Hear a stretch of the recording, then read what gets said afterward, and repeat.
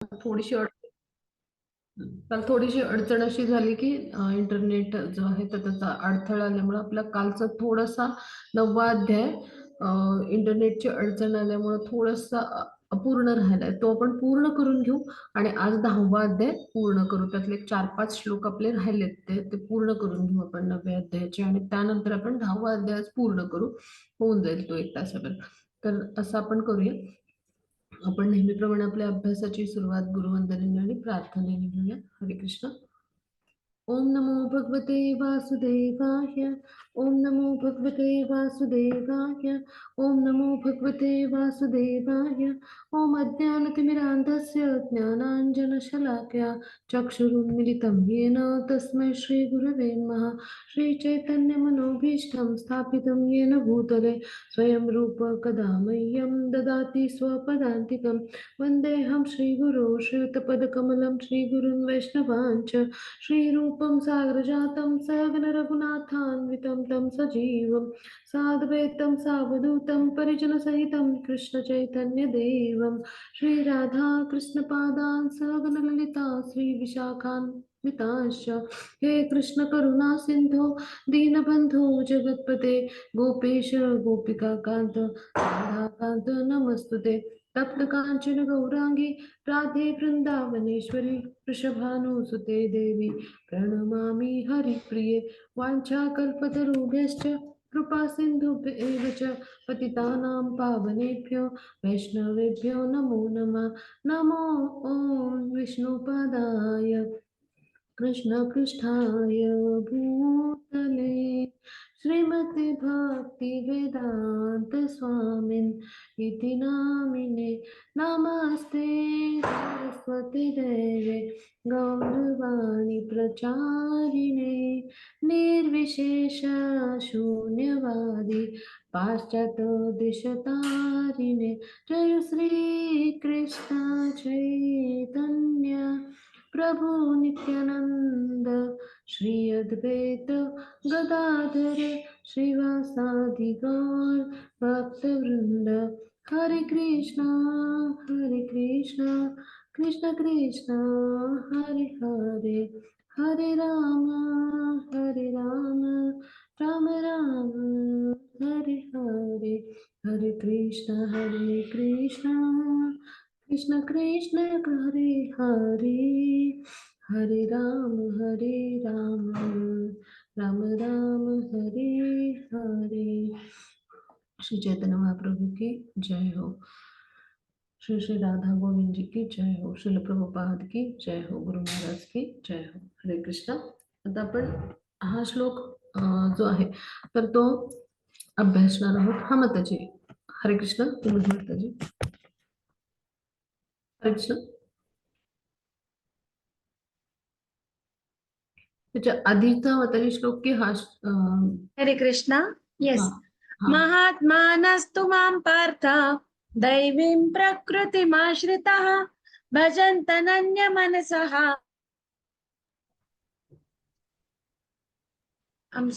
भजन्तनन्यमनसः ज्ञात्वा भूतादिमव्ययम्. हरे कृष्ण.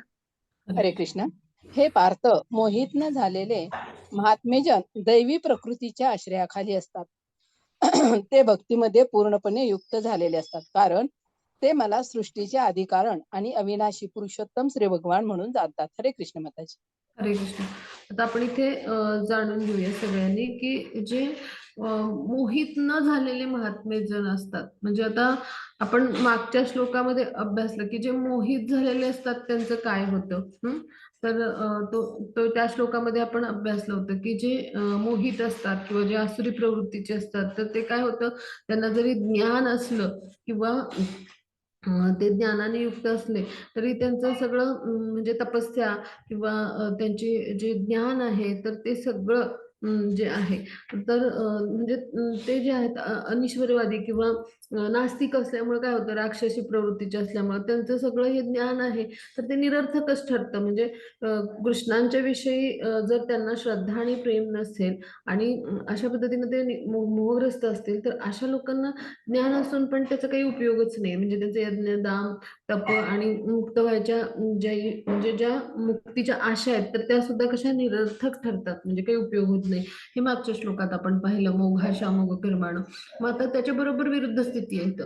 म्हणजे महात्मा नसतो माम पार्थ. म्हणजे काय, आता इथं महात्म्याची लक्षणं आपण अभ्यासतोय. महात्मा म्हणजे काय, तर तो दैवी प्रकृतीमध्ये स्थित आहे. दैवी प्रकृती म्हणजे भगवान जे आहेत तर त्यांच्या आध्यात्मिक शक्तीच्या आधिपत्याखाली जो स्थित आहे तो.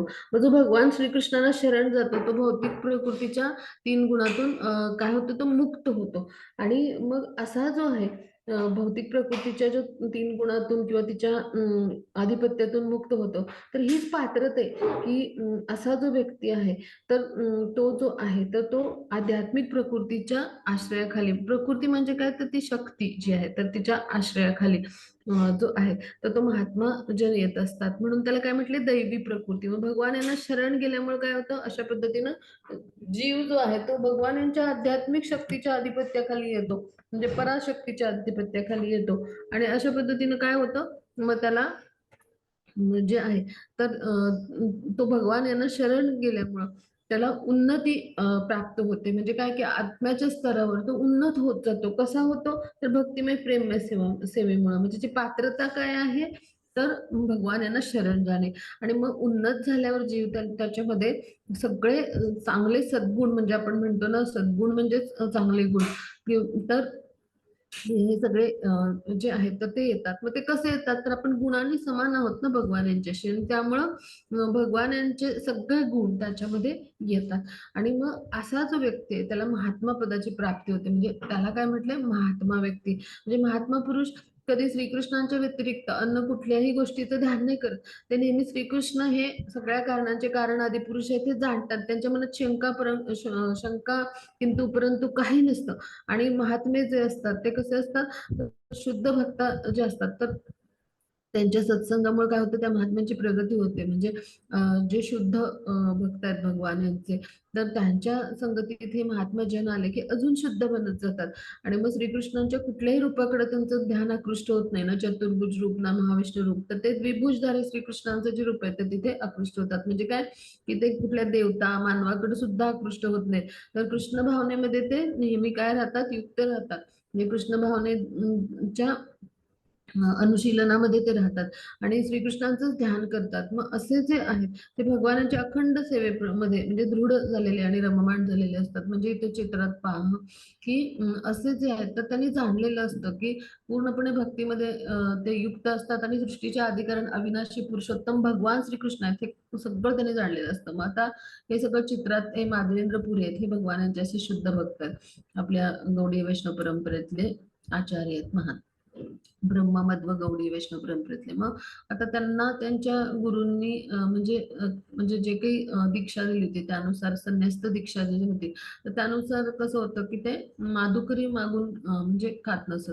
त्यांना जी काही भिक्षा मिळेल ना, तर आपण म्हणजे कोणी देऊ करेल भिक्षा संन्यासाला तर तर ती जी भिक्षा आहे त्यानुसार ते उदरनिर्वाह करत. म्हणजे ते काय मिळेल आपल्याला तर त्यानुसार म्हणजे जे काही आपली जी आहे भूक भागवण्यासाठी त्याचा उपयोग करत. अन्यथा ते काही मागत नसत कुणाला. म्हणजे प्रत्येक म्हणजे संन्यस्त जीवन जे असतं प्रत्येकाचं, त्याचे जे गुरु त्यांना दीक्षा देतात त्यानुसार ते ठरतं. मग आता त्यांच्या गुरूंनी सांगितल्याप्रमाणे त्यांनी गोवर्धनला परिक्रमा केली दिवसभर. आणि मग तिथल्या एका म्हणजे जो वृक्ष होता गोवर्धनच्या पायथ्याशी त्याच्या तिथे त्यांनी येऊन काय केलं, भगवान यांचं भजन गायला सुरुवात केलं, संकीर्तन करत राहिले ते दिवसभर. मग त्यांना काहीच नाही खायला मिळालं. मग आता त्यांच्या जवळ इथे चित्रात पहा एक काळा सावळासा असा म्हणजे गुराख्याचा मुलगा जो आहे तर तो आला. म्हणजे ते भगवान श्रीकृष्ण आहे. मग तो मातीच्या भांड्यात दूध घेऊन आला. मग त्यांनी काय सांगितलं की माझी जी आई आहे तिने सांगितलं की या गावातलं कोणी उपाशी राहता कामा नये आणि तुम्ही हे दूध प्या, मग नंतर मी भांडं घेऊन जायला येईल. आणि मग त्यांनी ते दूध पिलं आणि मग तो मुलगा जो आहे तो निघून गेला. मग आता रात्री ते झोपले त्या वृक्षाखाली. मग त्यांना स्वप्नामध्ये पुन्हा तोच काळा सोळा मुलगा आला गुराख्याचा. आणि मग त्यांनी सांगितलं की मी इथे जवळचे जे वन आहेत तर तिथे घुसमटतोय खूप आणि अडकून पडलं, तर तू काय कर, मला तिथून काढ. मग त्यांना लक्षात आलं की हे भगवान श्रीकृष्ण आहेत आणि मग हा स्वप्न दृष्टांत होता भगवान यांचा आणि त्यांना खूप आनंद झाला. मग सकाळी उठून त्यांनी काय केलं, तिथले सगळे गावकरी आहेत ते जमवले.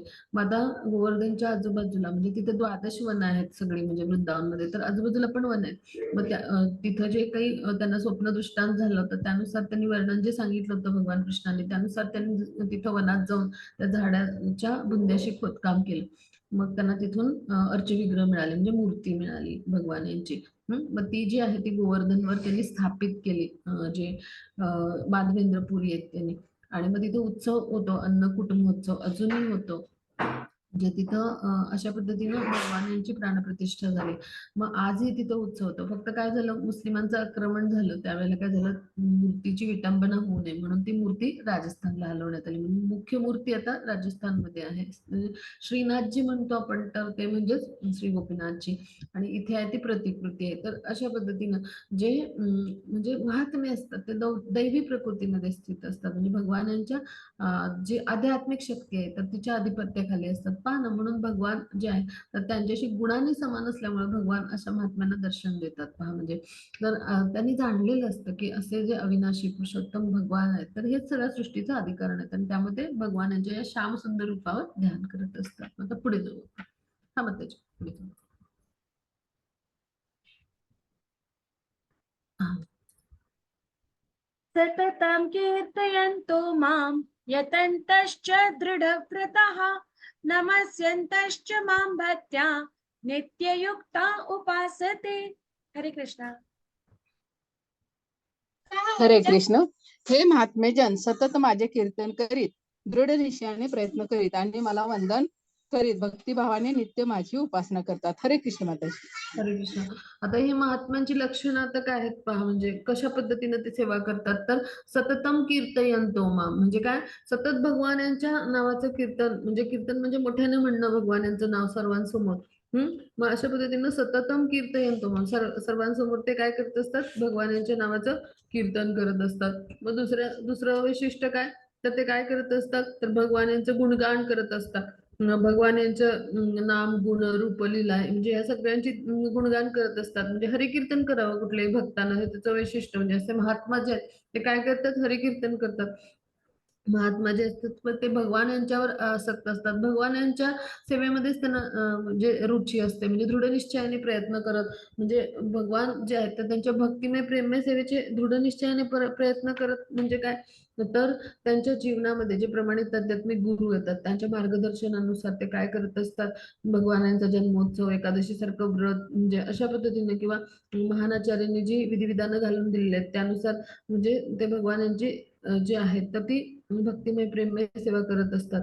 मग आता म्हणजे जे विष्णू पुराण आहे तर त्याच्यात काय म्हणलंय की जे भगवान यांच्या म्हणजे अशा पद्धतीनं सतत भक्तिमय प्रेममय सेवेचे प्रयत्न म्हणजे श्रवणम कीर्तनम विष्णू, आणि काय की स्मरण करायचं म्हणजे भक्ती. मग आता महात्म्याचं जीवनाचं हेच अंतिम लक्ष असतं आणि दृढ निश्चयाने ते म्हणजे हे अंतिम लक्ष प्राप्त करण्यासाठी सेवा करतात आणि 5 रसापैकी एका रसामध्ये ते स्थिर होतात, म्हणजे काया वाचा मनसा.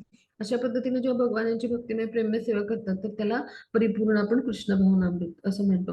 मग आता भक्तियोगाचं आचरण जसं सुखकारक आहे म्हणजे तसं ते अत्यंत सोपं पण आहे. कठोर तपस्या करायला नको. म्हणजे ज्याच्या कुणाच्या जीवनात प्रमाणित आध्यात्मिक गुरु आले तर त्यांच्या मार्गदर्शनाखाली तो भक्तिमय प्रेममय सेवा करू शकतो. मग तो गृहस्थ असो, संन्यासी असो, ब्रह्मचारी असो किंवा जगाच्या पाठीवर कुठेही असो, भक्तियोगाचे आचरण करून तो महात्मा होऊ शकतो. पहा, मग असे जे महात्मा आहेत ते अशा पद्धतीनं भगवान यांना वंदन करून त्यांची भक्तिभावाने नित्य उपासना करत असतात. ही त्या योगा म्हणजे महात्म्याची लक्षणं आहेत. आता आपण पुढे जाऊ. हा मग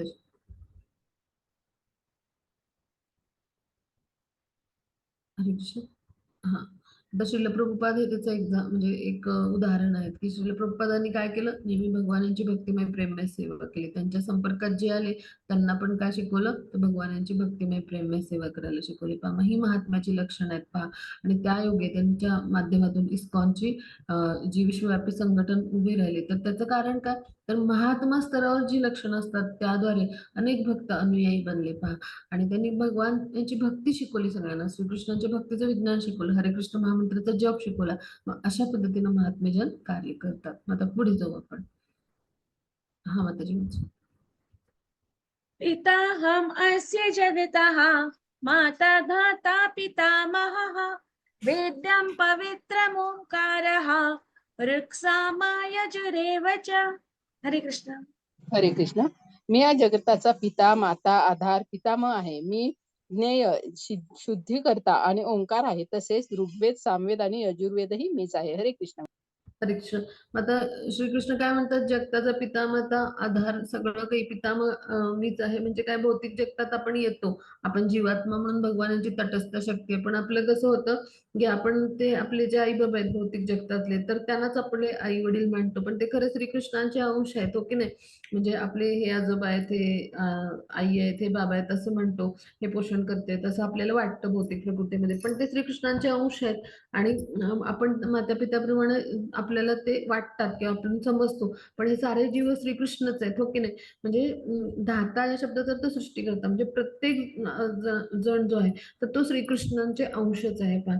आणि त्यामुळे आपल्याला ते पितामह असे सगळे वाटतात, आई बाबा किंवा माता, म्हणजे माता पिता असं जे म्हटलंय, पण हे सगळे कृष्ण आहेत, कारण कृष्णांचे ते अंश आहेत. म्हणजे वस्तुतः सगळे जीव हे श्रीकृष्णांचे अंश आहेत आणि त्यामध्ये श्रीकृष्ण आहेत. म्हणजे वेदांचं एकमात्र लक्ष काय, श्रीकृष्णांची प्राप्ती. मग वेदाध्ययन करून श्रीकृष्णांची प्राप्ती करून घेणं हेच आपल्या जीवनाचं लक्ष असतं. म्हणजे म्हणजे जीवासाठी हेच आपल्या जीवनाचं किंवा मानवी जीवनाचं आपण म्हणू लक्ष सांगितलंय. मग आता त्याद्वारे आपण श्रीकृष्णांचा अंश असणारे जे आपण सगळे जीव आहेत, तर त्यांनी काय केलं पाहिजे, कृष्णांची भक्तिमय प्रेममय सेवा केली पाहिजे. मग आता ओंकार हा वेदांचा जो ध्वनी आहे, प्रणव, तर तो म्हणजे सुद्धा काय आहे, श्रीकृष्ण आहेत. म्हणजे श्रीकृष्ण जे आहेत तर त्यांचा तो शब्द अवतार आहे पहा.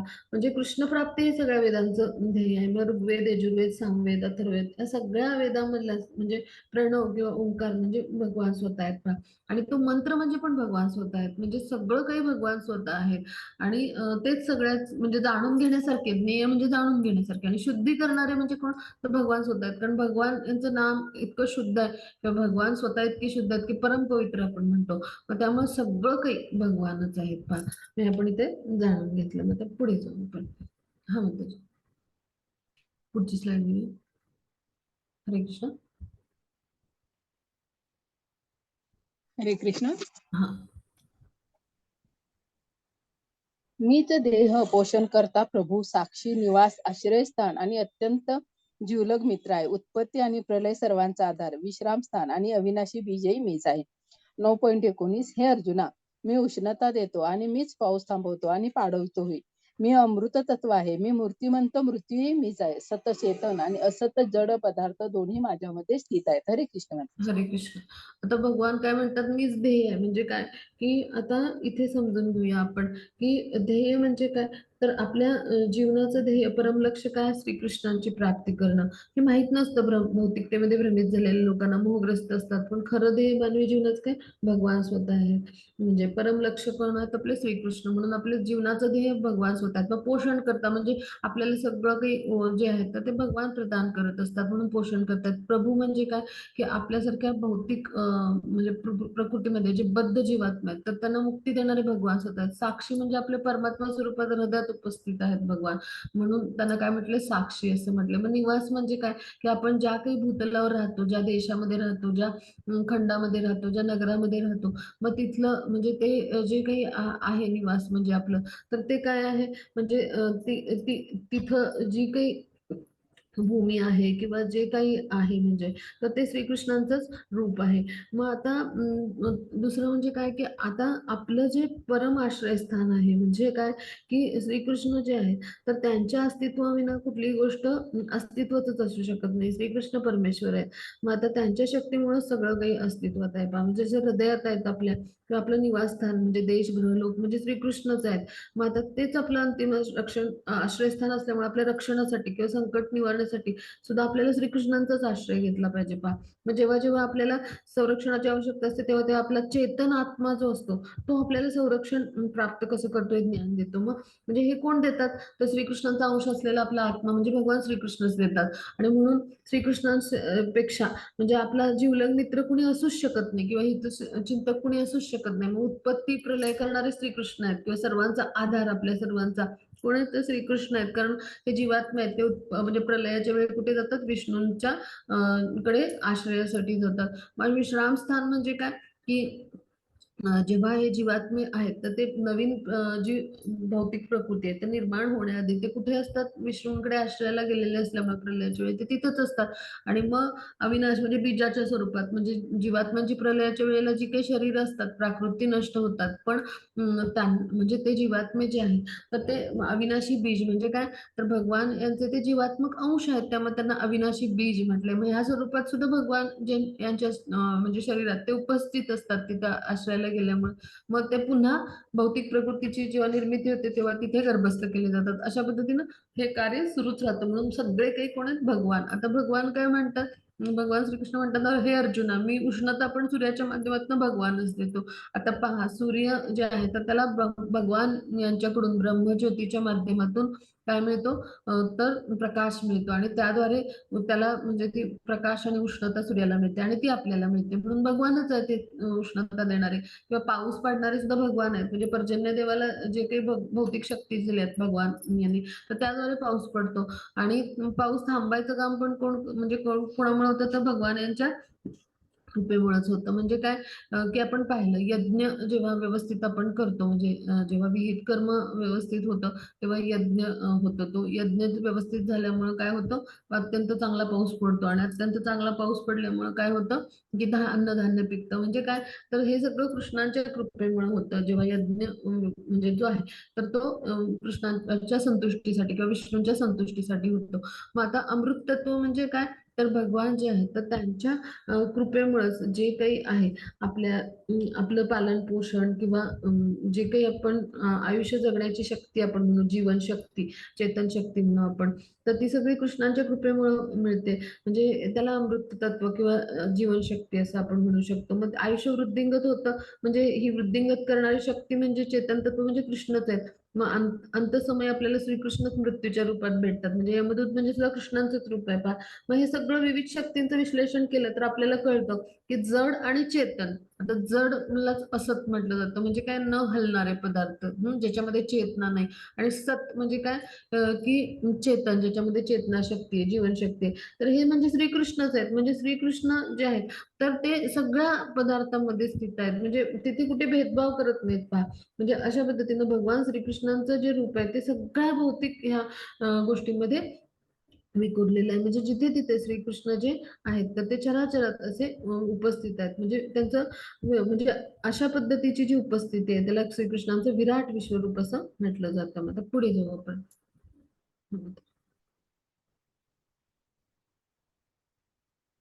हरे कृष्ण. हा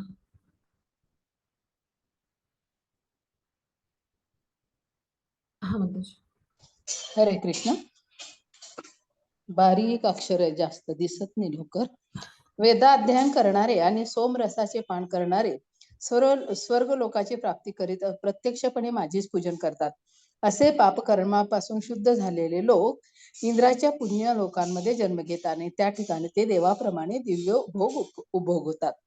9:21 मध्ये असे सांगतात, याप्रमाणे स्वर्ग लोकातील अमर्याद विषय सुखाचा भोग घेऊन पुण्यकर्म क्षीण झाल्यावर ते पुन्हा या भूलोकात परत येतात. अशा रीतीने वेदोक्त धर्माचे सिद्धांतांचे पालन करून जे इंद्रिय भोग प्राप्त करतात त्यांना पुन्हा पुन्हा केवळ जन्म मृत्यूच्या चक्रात पडावे लागते. हरे कृष्ण. हरे कृष्ण. आता इथे समजून घेऊया की वेदाध्ययन करणारे म्हणजे जे वेदांचा अभ्यास करणारे असतात ना, तर ते जे असतात म्हणजे ह्या त्रिवेदी असं म्हणतात, तर ते काय करतात, वेदांचा खरं तर अभ्यास कशासाठी करायचा असतो, कृष्णांची प्राप्ती करायला. म्हणजे हे वेदाध्ययनाचं उद्देश असलं पाहिजे. पण काय होतं की वेदाध्ययन करणारे जे वेदांती असतात ते वेदामध्ये वेगवेगळे जे यज्ञ सांगितलेले आहेत, म्हणजे वेद म्हणजे कर्मकांड आहे, भक्तिकांड आहे, उपासनाकांड आहे, ज्ञानकांड सगळंच आहे. मग तिथे जे सांगितलेले आहेत वेगवेगळे यज्ञ, तर तिकडे आकृष्ट होतात आणि त्यामुळे काय होतात, हे सगळे यज्ञ कर्म करतात म्हणजे इंद्राच्या संतुष्टीसाठी, मग ते स्वर्गलोक मिळतो त्यांना.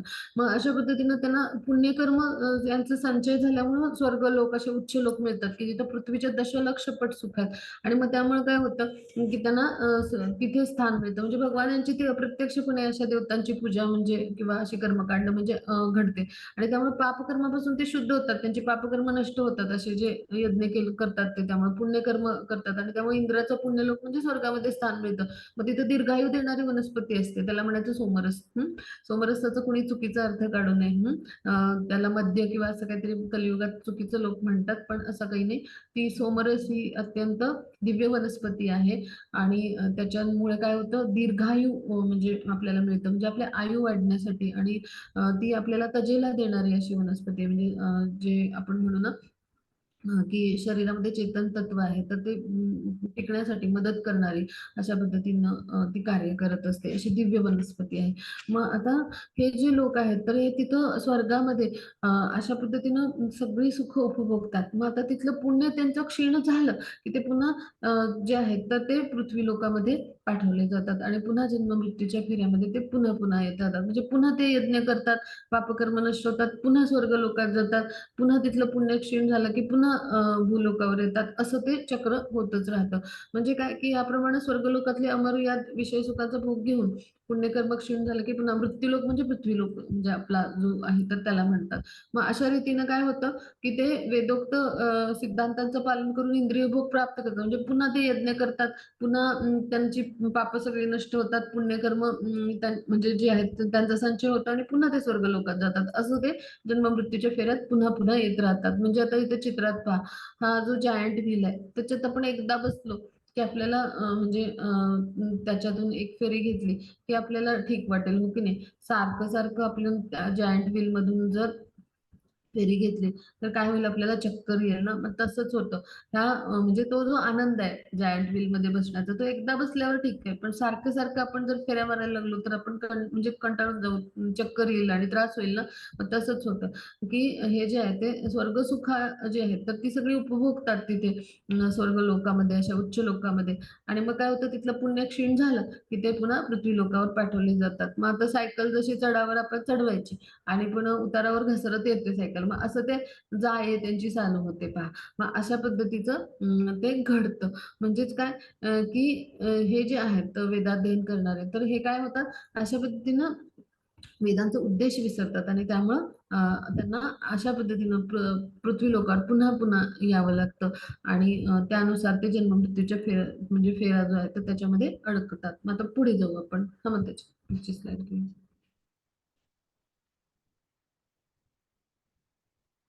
हा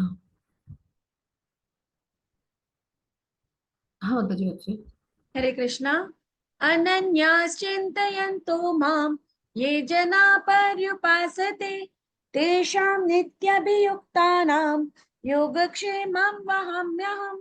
हरे कृष्णा. हरे कृष्ण. पण जे माझी भक्तिभावाने पूजा करतात, माझ्या दिव्य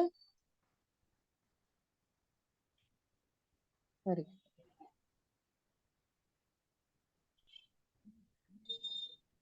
मग त्याचे श्लोक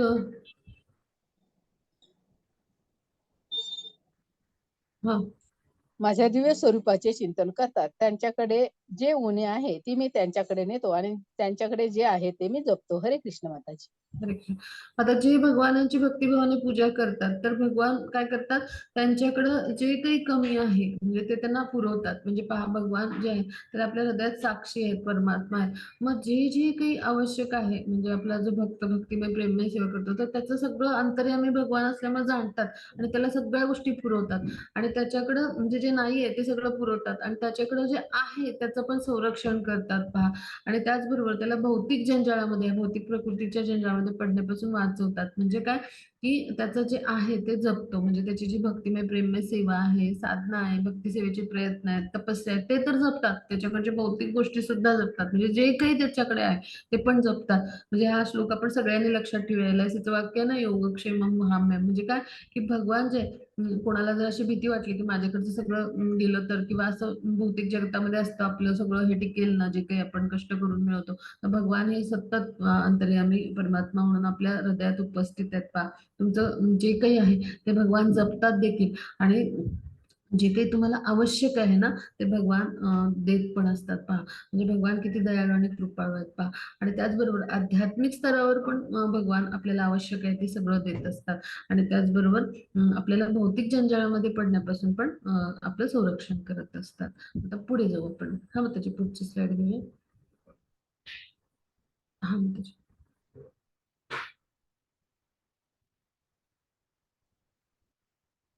हरे कृष्णा.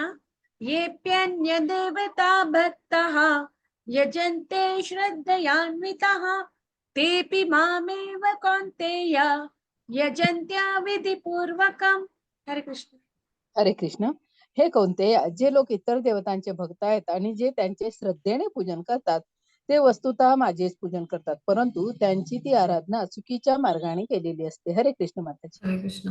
मग आता समजून घेऊया की जे लोक इतर देवतांचे भक्त आहेत, म्हणजे कोणी माता सरस्वतींची पूजा करतं उत्तम बुद्धीसाठी, कुणी उत्तम आरोग्यासाठी सूर्य देवतेची उपासना करतं, कुणी उत्तम धन मिळावं म्हणून लक्ष्मी देवतेची उपासना करतं, कुणी उत्तम पत्नी मिळावी म्हणून पार्वती मातेची उपासना करतं. मग आता हे जे इतर देवतांचे भक्त आहेत ते त्यांचे श्रद्धेनं पूजन करतात, पण वस्तुतः भगवान श्रीकृष्णांचेच ते पूजन करतात. म्हणजे हे देवदेवता म्हणजे कोण आहेत? श्रीकृष्णाच्या सेवेमधले प्रशासकीय अधिकारी आहेत. मग त्यांना काही ज्या भौतिक शक्ती दिलेल्या आहेत भगवानाने, पण ही जी वरदान आहेत देवदेवतांना दिलेली ती क्षणभंगूर असतात. प्रलयाच्या वेळी काय होतं, जेव्हा ब्रह्माजींचा दिवस संपतो तर त्यावेळेला हे सगळे देवदेवता सुद्धा म्हणजे नित्यबद्ध जीव असल्यामुळं, फक्त त्यांना दीर्घायू आहे, ते भगवान यांची दीर्घ काळ सेवेमध्ये असल्यामुळं, त्यांना दीर्घायू असल्यामुळं, म्हणजे आयु मर्यादा जास्त असल्यामुळं कसं आहे की ते अनेक म्हणजे अनेक वर्ष अनेक म्हणजे युग सेवा देत आहेत आणि ते त्यांच्या सेवेतले प्रशासकीय अधिकाऱ्याप्रमाणे भूमिका बजावत असतात. पण शेवटी ते नित्यबद्ध जीव आहेत आणि त्यामुळे ते देखील नष्ट होत असतात आणि आपल्यासारखे सेवा करणारे म्हणजे अशा देवतांची आराधना करणारे म्हणजे जे जीवात्मा आहेत तर ते पण नष्ट होत असतात. म्हणजे काय की भगवान यांचे ते श्रद्धेनं पूजन करतात, पण वस्तुतः भगवान यांचेच पूजन करतात, कारण हे सगळे ते देवदेवता आहेत तर ते कोणाची उपासना करतात, म्हणजे कोणाची आराधना करतात, तर भगवान श्रीकृष्णांची. आणि मग आता ही आराधना ही चुकीच्या मार्गाने असं भगवान का म्हणतात, तर म्हणजे भगवान इथं शब्द वापरतात अविधीपूर्वक म्हणतात ना इथं, जो शब्द आहे तर हा कशासाठी आहे, तर पहा म्हणजे आपण जे देश आहे म्हणजे तर देशाचे जे कायदे कानून असतात किंवा प्रशासनाचे नियम असतात तर ते आपण सगळे नागरिक म्हणून ऐकतो आणि त्याचे पालन करतो. पहा, मग आता त्या प्रशासकीय सेवेमधले जे अधिकारी आहेत तर त्यांचे कुठले नियम आपण पाळत नाही, हो की नाही. मग तसंच आहे, मग भगवान यांच्या प्रशासकीय सेवेमध्ये जे अधिकारी म्हणजे देवता आहेत मग त्यांचे आपण आराधना करायची आवश्यकता नाही. भगवान श्रीकृष्णांची आपण आराधना केली पाहिजे. म्हणजे वृक्षाच्या मुळाला पाणी घातलं की पान फुल फांद्या हे सगळ्यांना म्हणजे मिळतं ते. मग तसं आहे, मग जर आपण प्रशासकीय अधिकाऱ्यांना म्हणजे लाच दिली तर म्हणजे त्यांची आपण अशा पद्धतीनं त्यांचे कायदे कानून पाळले की प्रशासकीय अधिकाऱ्यांनी काय नियम बनवले तर आणि त्यांना लाच म्हणजे दिली, म्हणजे असं जे घडतं आजच्या भौतिक जगात किंवा त्यांना जे काही हवंय त्या वस्तू पुरवल्या तर हे काय झालं, तर हे एक प्रकारे म्हणजे जो लाच देण्याचा प्रकार आहे तसाच झाला.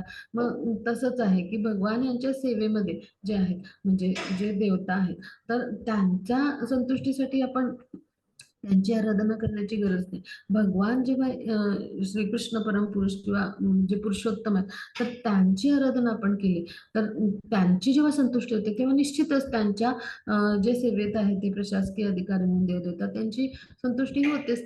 ते सगळ्या देवता संतुष्ट होतात. तसं वृक्षाच्या मुळाला पाणी घातलं की सगळ्या त्याच्या अवयवांना मिळतं. मग तसंच आहे आणि म्हणून ही जी आराधना आहे वेगवेगळ्या देवदेवतांची तर ते वस्तुतः श्रीकृष्णांचंच पूजन आहे. पण म्हणजे का तर देवदेवता हे श्रीकृष्णांनीच निर्माण केले, त्यांचेच जीवात्मक अंश आहेत, पण ही आराधना जी आहे ती चुकीच्या मार्गाने आहे. म्हणून भगवान काय म्हणतात, तर ती अविधीपूर्वकम आहे. म्हणून आपण काय केलं पाहिजे, श्रीकृष्णांची आराधना केली पाहिजे. आता पुढे जाऊ आपण. हा माताजी.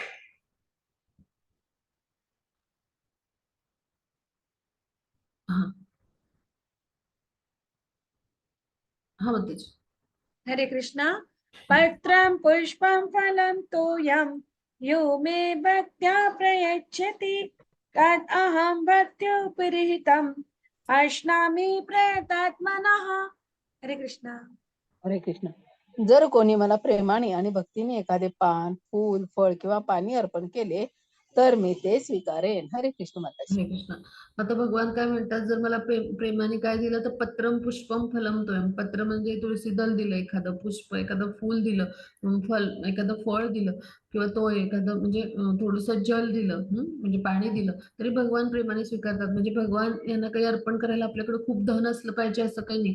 तुळशीचा आपण जे बीज रोपण आपल्या घराभोवतालच्या जागेत करू शकतो, कुंडीत करू शकतो, कुठेही करू शकतो, ओके नाही. मग तुळशी दल जरी एखादं आपण अर्पण केलं, आपल्याकडे थोडीशी जमीन असतेच म्हणजे आपल्या घराभोवती किंवा एका भारतामध्ये तर कृषीप्रधान देश आहे, सगळ्यांकडे जमिनीचा तुकडा असतो. मग आपण अशा पद्धतीनं म्हणजे तुळशी जी आहे तर त्याची रोपं लावली किंवा त्या तुळशी आहेत तर त्या गोळा करून सगळे त्याची पानं वगैरे म्हणजे मंजिरी ह्या आपण मंदिरात पाठवल्या, आपल्या घरात बाळकृष्ण आहेत त्यांना वाहिल्या, म्हणजे अशा पद्धतीने आपण सेवा करू शकतो की नाही. त्याला पाणी घातलं, व्यवस्थित त्या तुळशी वाढवल्या, किंवा एखादा धनवान व्यापारी आहे त्याच्याकडे भरपूर सारं धन आहे, तर त्यांनी वेगवेगळे व्यापार उद्योग वाढवण्यापेक्षा म्हणजे ते सगळं कर्तव्य कर्म म्हणून करावंच, पण आपण श्रीकृष्णांच्या घरात राहतो म्हणून श्रीकृष्णांसाठी खूप छान उत्तम असा देवारा बनवला, छोटंसं मंदिर बनवलं, हो की नाही. मंदिर निर्माणासाठी म्हणजे जे काही थोडंसं धन आहे ते अर्पण केलं.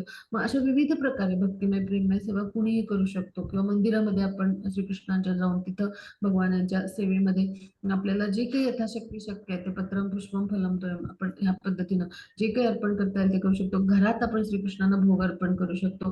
म्हणजे काय की भगवान यांना प्रेम भावाने आणि प्रेमाने जे काही आपण अर्पण करू ते स्वीकारतात, आणि भगवान हे आपल्या भक्तांकडूनच स्वीकारतात, अभक्तांकडून नाही, बरं का. म्हणजे श्रील प्रभुपाद सांगतात म्हणजे काय की त्या भक्ताचं भाव आणि प्रेम जे आहे तर ते पाहतात भगवान. म्हणजे भगवान यांच्याकडे सगळं काही आहे, आपल्याला सगळं काही प्रदान करणारे भगवानच आहेत, त्यांची जी सगळी संपत्ती आहे. मग भगवान यांच्याकडे काही नाही आहे का, किंवा ते भुकेले आहेत का? बिलकुल नाही असं. तर भगवान जे आहे तर ते त्यांच्यामध्ये आणि भक्तामध्ये ते प्रेमाचं आदान प्रदान असतं, आणि ह्यासाठी भगवान यांना आपण जे आहे जे काही आपण अन्न शिजवतो तर ते त्यांना अर्पण करून आपण ग्रहण केलं तर निश्चितच काय होतं की भगवान जे आहेत तर त्यांचं त्यांना अर्पण करून मग आपण त्यांचं उच्छिष्ट खाल्ल्यामुळे आपली शुद्धी होत असते. म्हणून भगवान काय म्हणतात की मला जे काही अशा पद्धतीनं अर्पण करा, अगदी छोटं छोटं म्हणजे पान, फूल, एखादं फळ, पान, तर मी ते ग्रहण करेन पहा. म्हणजे भगवान हे आपला भाव आणि प्रेम पाहतात पहा. आणि भगवान यांनी कुठेही नाही सांगितलं की मला कुठला प्राणी मारून अर्पण करा, किंवा बिलकुल नाही. ह्याच्यामध्ये भगवान यांनी भगवद्गीतेत पत्रम पुष्पम फलम तोय म्हणजे काय, निसर्गात जे काही उपलब्ध आहे ना, फळं, भाज्या, कडधान्य, दूध, म्हणजे जे काही आहे हे सगळं, तर ते तुम्ही त्याचा वापर करा. आणि अशा कुठल्या गोष्टी की ज्या निषिद्ध आहेत त्या भगवान स्वीकार पण करत नाहीत. म्हणजे त्यामुळं असं असा कोणाला प्रश्न पडेल की मांसाहार म्हणजे जो आहे तर तो म्हणजे मांस शिजवून ते नैवेद्य, तर नाही, अशा गोष्टी भगवान स्वीकार पण करत नाहीत अर्पण केल्या तर. म्हणजेच काय, भगवानांनी जे सांगितले त्या पद्धतीने आपण जसं आहे तसं आचरण केलं तर निश्चितच भगवान संतुष्ट होतात आणि त्या गोष्टी स्वीकारतात. मग हा भाग आपण समजून घेऊया. म्हणजे एखादा प्राणी मारून आपण जेव्हा खात असतो तर त्यावेळेला कर्मफळ सिद्धांतानुसार काय होतं की पुन्हा जेव्हा तो प्राणी आहे मनुष्य बनतो तो तेव्हा आपल्याला मारून खातो. तर अशा पद्धतीनं ते भोग असतात. मग हे जे मांसाहारी लोक आहेत त्यांना लक्षात येत नाही, पण भगवान यांनी कुठेही असं म्हणजे त्या अज्ञानामुळे त्यांना घडतं, पण भगवान यांनी कुठेही असं सांगितलेलं नाहीये की असे कुठले पदार्थ अर्पण करावेत. भगवान काय म्हणतात, फक्त पत्रम पुष्पम फलम तोय, म्हणजे इतकं सोपं साधं सांगितलेलं आहे की कुणालाही अर्पण करता येईल भगवान यांना. आणि त्यासाठी फार मोठ्या धनाची सुद्धा आवश्यकता नाही. एखादं पुष्प वाहू शकतो, फळ वाहू शकतो, अगदीच एखादा खूप अत्यंत म्हणजे हलाखीची परिस्थिती असेल तर तुलसी दल वाहू शकतो, तेही नसेल तर जल सुद्धा अर्पण केलं तरी भगवान त्यात संतुष्ट होतात पहा. मग अशा पद्धतीनं भगवान काय म्हणतात, मी ते स्वीकारेन. आता पुढे म्हणतात. हा मग त्याची पुढची slide. यत्करोषि यदश्नासि यज्जुहोषि ददासि यत् तपस्यसि कौन्तेय तत्कुरुष्व मदर्पणम्. हरे कृष्ण. हरे कृष्ण. हे कुंती पुत्र, तू जे काही करतोस, जे काही खातोस, जे काही अर्पण करतोस आणि दान करतोस, तसेच तू जे काही तपस्या करतोस ते सर्व मला अर्पण म्हणून करावे. हरे कृष्ण माताजी. हरे कृष्ण. आता भगवान काय सांगतात की यत करोषी यदेशनाशी, म्हणजे तू जे जे काही करतोस कर्तव्य कर्म म्हणून इथं काहीतरी करायला पाहिजे कर्म, हो की नाही. प्रिस्क्राईब ड्युटी म्हणून आपलं कर्तव्य कर्म आहे ते, नियत कर्म आहे, विहित कर्म आहे. मग ते जे काही करतोस की ज्यामुळे आपला उदरनिर्वाह होणार आहे, आपलं तब्येत चांगली राहण्यासाठी काहीतरी करणं आवश्यक आहे. मग म्हणजे त्याचं म्हणजे प्रकृती स्वास्थ्य व्यवस्थित आपल्याला कधी राहील, आपण काही म्हणजे आपल्यासाठी अर्थार्जन करून आपलं पोट भरलं तर. मग जे काही हे सगळं तू करतोस ते माझ्या संतुष्टीसाठी कर, म्हणजे मला ते कर्म जे आहे त्याचं फळ अर्पण कर, माझ्या संतुष्टीसाठी ते कार्य कर. मग तू जे काही खातोस म्हणजे अन्न ग्रहण करतोस ते मला अर्पण करून खा, त्यामुळे काय होईल, ते शुद्ध बनेल. मग आता जे काही अर्पण करतोस म्हणजे आता गृहस्थाश्रमात कर्तव्य असतात, यज्ञ, दान, तप, किंवा आपण असे कुळाचार करतो, वेगवेगळे पूजा करतो, असं कर्मकांडांचा भाग म्हणून आपण करतो पारंपरिक जे आपल्याकडे पूजा कुळाचार असतात. मग हे जे काही तू अर्पण करतोस, दान करतोस, तर मग ते काय कर, एखादं कृष्ण चं मंदिर आहे किंवा कृष्ण जे आहेत तर त्यांच्या भक्तीचं ज्ञान देणारी संस्था आहे तर तिथे अर्पण कर. मग अशा पद्धतीनं ते अर्पण किंवा दान केलं तर ते काय होईल, सत्वगुणी दान होईल. आणि त्याद्वारे म्हणजे त्या सत्वगुणी दानाद्वारे जो आहे म्हणजे जो कोणी अर्पण करत आहे तर त्याला काय होईल, आध्यात्मिक स्तरावर उन्नती व्हायला ते म्हणजे एक शाश्वत कर्म त्याच्यासाठी ते ठरेल. मग तू जी काही तपस्या म्हणजे आता आपण नामजप करतो मग ते काय आहे, भगवान श्रीकृष्ण जे आहे तर त्यांची एक प्रकारे भक्तिमय प्रेममय सेवा आहे. कारण ते हरिनाम प्रभू आहेत, साक्षात आपल्या समोर प्रकट होतात जेव्हा त्यांचं नाम आपण घेतो. म्हणजे भगवान आणि भगवानाचं नाम हे काही भिन्न नाही आहेत, अभिन्न आहेत ते. म्हणजे भगवान यांचा तो ध्वनी अवतार आहे, शब्द अवतार आहे. म्हणजे जेव्हा आपण नाम घेतो तेव्हा अत्यंत सन्मानाने घ्यायला पाहिजे. जेव्हा आपण नाम घेतो त्यावेळेला भगवान आपल्यासमोर प्रकट होत असतात किंवा त्यांचा संग करत असतो. मग ती तपस्या आपण त्यांची केलेली सेवा आहे वाणीच्या माध्यमातून. आणि म्हणून ते जे काही आहे ते सुद्धा आपण श्रीकृष्णांना अर्पण करावं. म्हणजे आपण सर्वम कृष्णार्पण म्हणतो ना, किंवा श्रीकृष्ण अर्पण मस्त म्हणतो. म्हणजे काय, कृष्णांना जे काही आहे ते सगळं अर्पण करावं. मग असं जेव्हा करशील तेव्हा निश्चितच काय होईल, भगवानांची आपल्यावर कृपा प्राप्त होईल. आता ध्यान योगाद्वारे बरेच जण ध्यान लावायचा प्रयत्न करतात. आत्ताच्या कलियुगामध्ये सगळे ध्यानाकडे आकृष्ट होतात, पण ती साधना या कलियुगामध्ये अव्यवहार्य आहे. आता काय केलं पाहिजे, आपण कलियुगामध्ये नाम संकीर्तन यज्ञ म्हणजे हरे कृष्ण महामंत्राचं जप केलं पाहिजे, संकीर्तन केलं पाहिजे, कीर्तन केलं पाहिजे. त्याद्वारे आपण कृष्ण कृपेस प्राप्त होऊ. आता पुढे जाऊ आपण. हा म्हणतो. समूहं सर्वभूतेषु न मे द्वेष्योऽस्ति न प्रियः ये भजन्ति तु मां भक्त्या मयि ते तेषु चाप्यहम्. हरे कृष्ण. हरे कृष्ण. मी कोणाचा द्वेष करत नाही, तसेच कोणाशी पक्षपातही करीत नाही.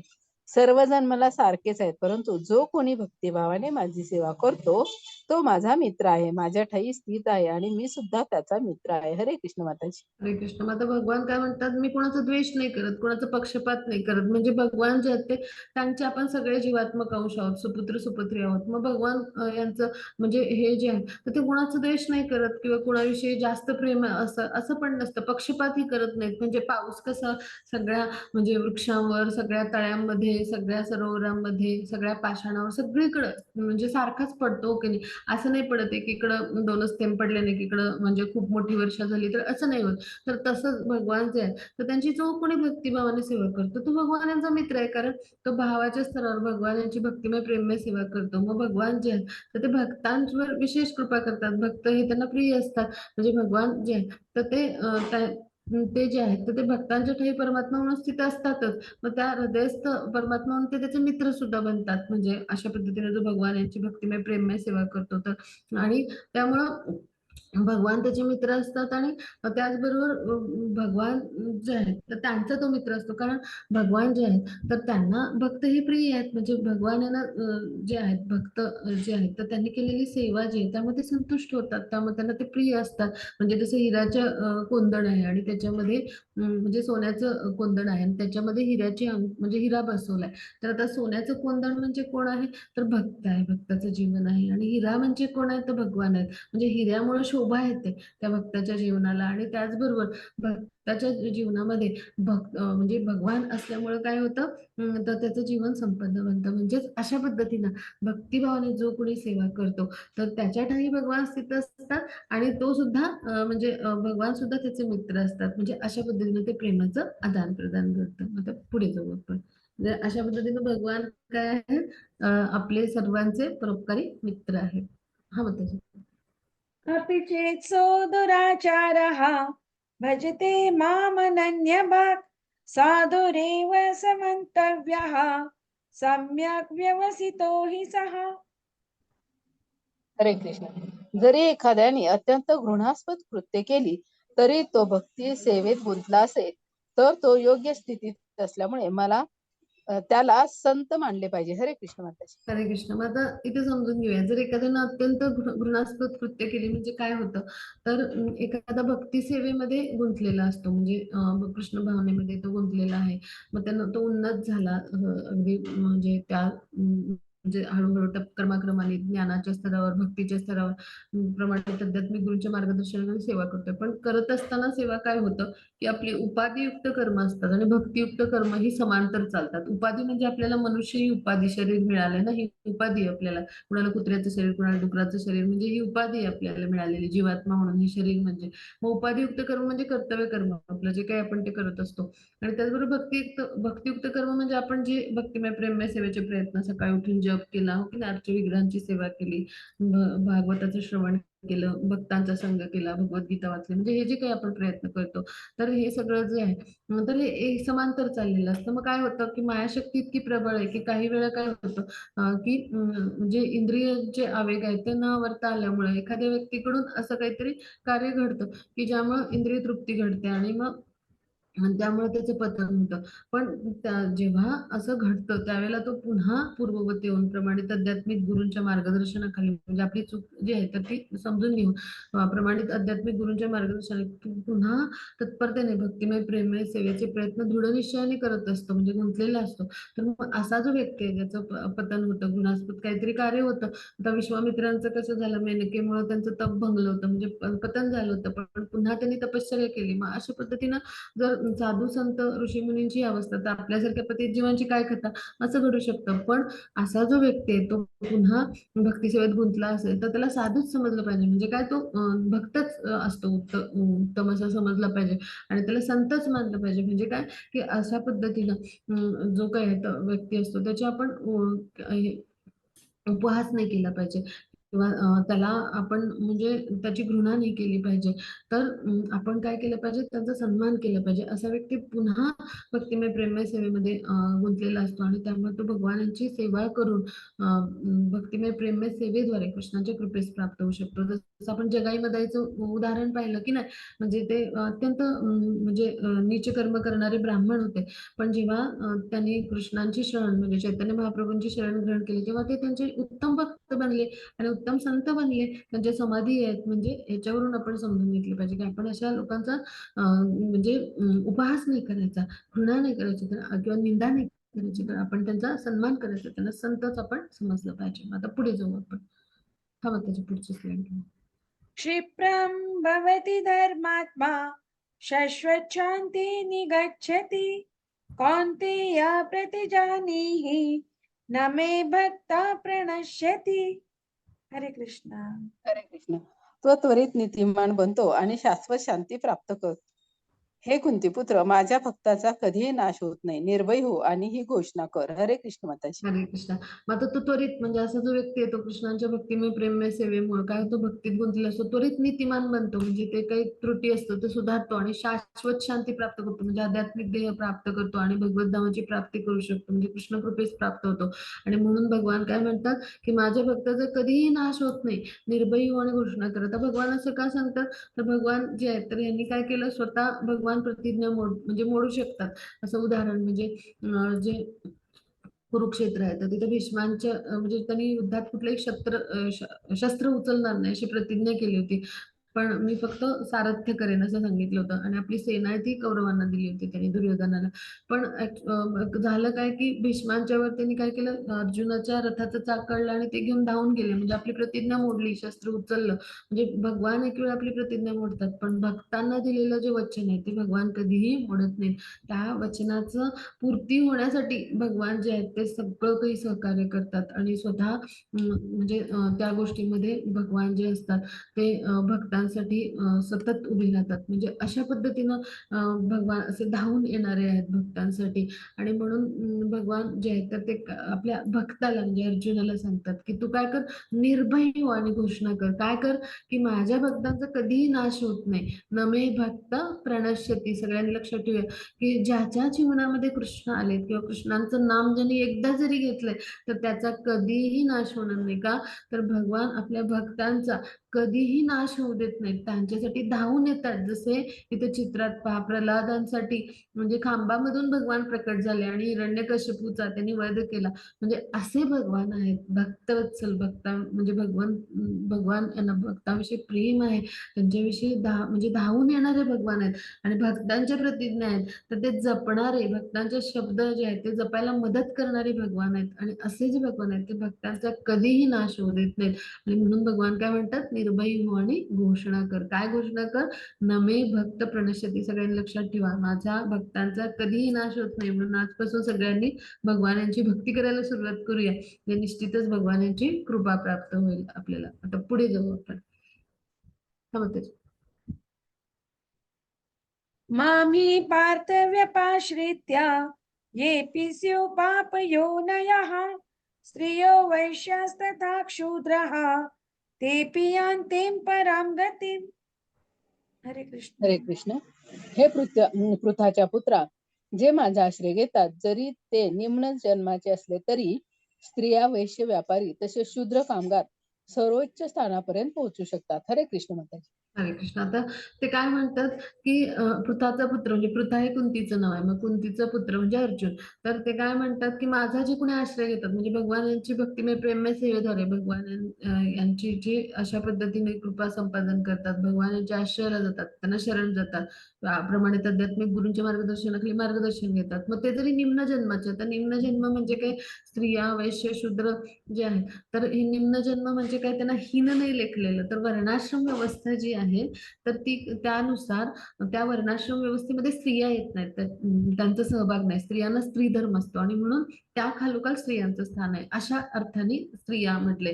किंवा वैश्य म्हणजे काय, की जे व्यापारी आहेत, म्हणजे आता वर्णाश्रम व्यवस्थेनुसार तिसरी श्रेणी आली, किंवा शूद्र म्हणजे चौथी श्रेणी आली. मग अशा पद्धतीनं जे वर्गीकरण आहे, तर असे कुठल्याही वर्णाचे असोत किंवा या वर्णाश्रम व्यवस्थेच्या पलीकडे स्त्रिया आहेत, तर त्या जरी असल्या तरी, म्हणजे कोणीही असो, म्हणजे कुठल्याही वर्णाच्या व्यक्ती असो किंवा म्हणजे स्त्री असो किंवा पुरुष असो, आणि तो कुठल्याही वर्णाचा असो, म्हणजे शूद्र म्हणजे पूर्वीच्या काळी काय केलं जायचं की असे हीन कुळातले जे लोक असायचे, म्हणजे तर त्यांना समाज व्यवस्थेमध्ये हीन मानलं जायचं. पण भगवान सगळ्यांसाठी समान आहेत आणि भगवान सगळ्यांना समान लेखतात. आपला म्हणजे अशा पद्धतीने हे जे आहे, तर हे भगवान यांचं जे आहे, तर ते उपदेश आहेत. म्हणजे भगवान कुठला पक्षपात करत नाहीत. आत्ताच आपण अभ्यासलं.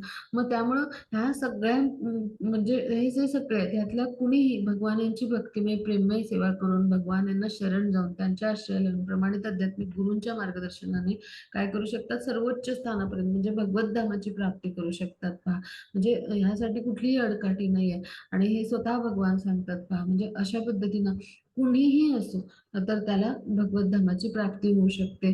तर प्रमाणित आध्यात्मिक गुरूंच्या मार्गदर्शनाखाली त्यांनी भक्तिमय प्रेममय सेवा केली, भगवान यांना शरण गेला, त्यांचा आश्रय घेतला, तर निश्चितच तो भगवत धाम आणि भगवान यांची प्राप्ती करू शकतो. आता पुढे जाऊ आपण. हा, मन्मना भव मद्भक्तः मद्याजी मां नमस्कुरु मामे वैश्यसि युक्त्वैवम् आत्मानं मत्परायणः. हरे कृष्णा. हरे कृष्ण. आपले मन सदैव माझे चिंतन करण्यामध्ये युक्त कर. माझा भक्त हो, मला नमस्कार कर आणि माझे पूजन कर. माझ्यामध्ये पूर्ण रममाण झाल्याने तू निश्चितच मला प्राप्त होशील. हरे कृष्ण माताजी.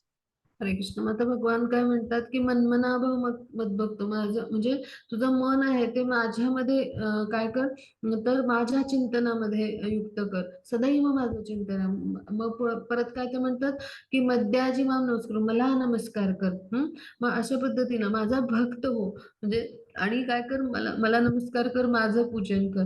आता इथे जे आहे, तर भगवान इथं मला नमस्कार कर किंवा मद्भक्तो असं म्हणतात. मग या सगळ्याचा अर्थ काय, भगवानांची भक्तिमय प्रेममय सेवा करणं, नवविध भक्ती करणं आणि त्याद्वारे म्हणजे अशा 9 जी भक्तीची अंग आहेत, तर त्याद्वारे आपण म्हणजे भजने या शब्दाचा अर्थ आपण असा घेतो, म्हणजे की भगवान यांची भक्ती करायची म्हणजे काय करायचं, भगवान यांना भजायचं म्हणजे काय करायचं, तर 9 अंगाद्वारे भगवान यांची सेवा करायची. मग असं जेव्हा भगवान यांच्यावर आपलं मन केंद्रित करू, भगवान यांचं सतत चिंतन करू, म्हणजे नवविध भक्तीद्वारे भगवानांच्या पवित्र मंत्राचा जप करून त्यांना अर्पण केलेलं अन्न उच्छिष्ट आपण ग्रहण करून, त्यानंतर भगवान जे आहेत तर त्यांचे भगवद्गीता भागवतातले उपदेश आपण त्याचं श्रवण केलं, अध्ययन केलं. त्याचबरोबर प्रमाणित आध्यात्मिक गुरूच्या मार्गदर्शनाखाली अशा भक्तीची जी 9 अंग आहेत तर त्यांचं आपण आचरण केलं.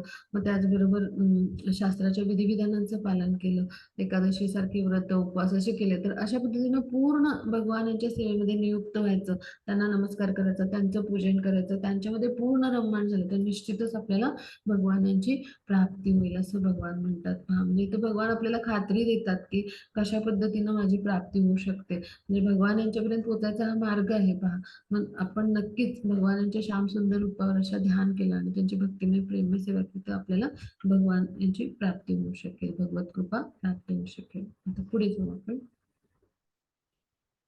हा, इथे आपला अध्याय संपला. आता आपण 10वा अध्याय सुरू करू. हा मग त्याची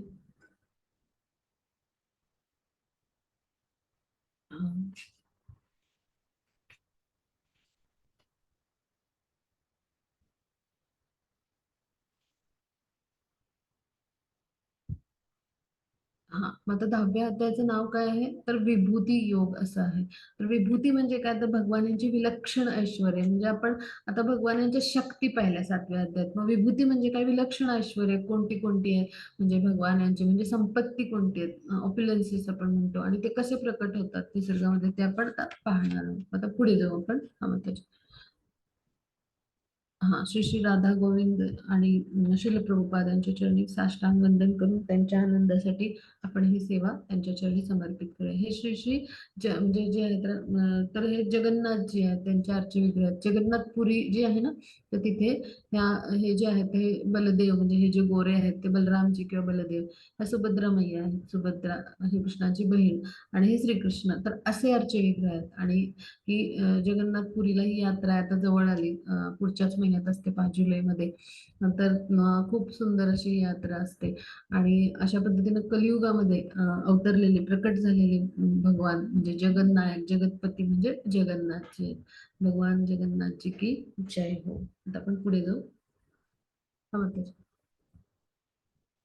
हा, आता भगवानाची ऐश्वर्य कुठली आहेत आणि मग कृष्णांकडे जाण्याचा मार्ग कोणता आणि मग अनन्य भक्तीची गोडी कशी म्हणजे अनन्य भक्ती म्हणजे काय हे सगळं आपण समजून घेणार आहोत.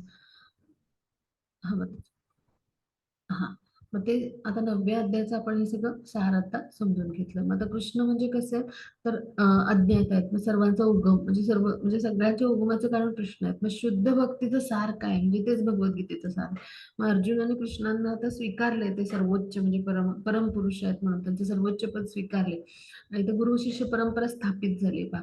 आणि मग श्रीकृष्ण आणि त्यांच्या विभूतींचं वर्णन आहे आणि त्यात आपण अभ्यास करणार आहोत. हा मग त्याची पुढची स्लाइड घेऊन. हा मग त्याची हरे कृष्ण.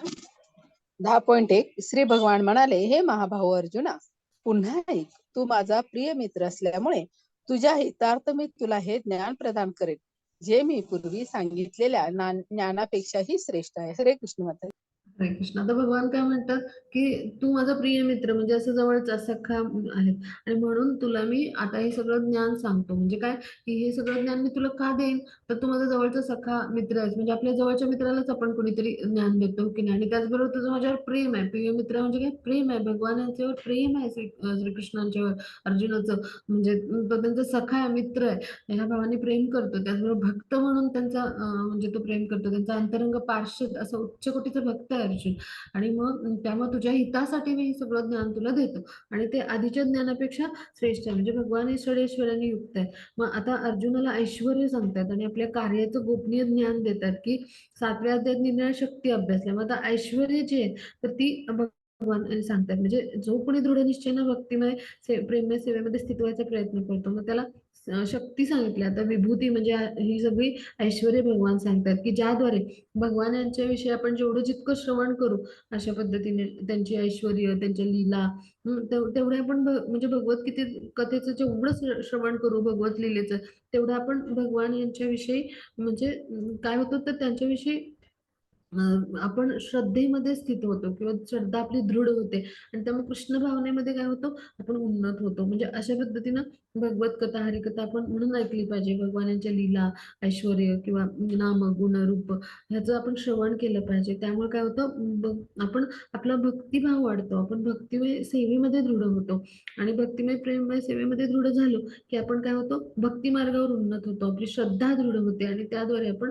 काय होतो, आत्म्याच्या स्तरावर उन्नत होत जातो. म्हणजे आत्मोन्नती होत जाते. आपण भक्ती मार्गावर दृढ होतो म्हणजेच काय, आपण आध्यात्मिक प्रगती करतो.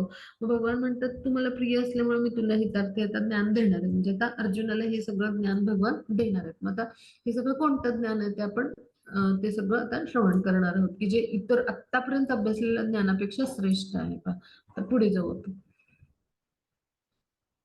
हा म्हणजे न मे विदुसुरगणाः प्रभवं न महर्षयः अहम् आदिर्हि देवानां महर्षीणां च सर्वशः.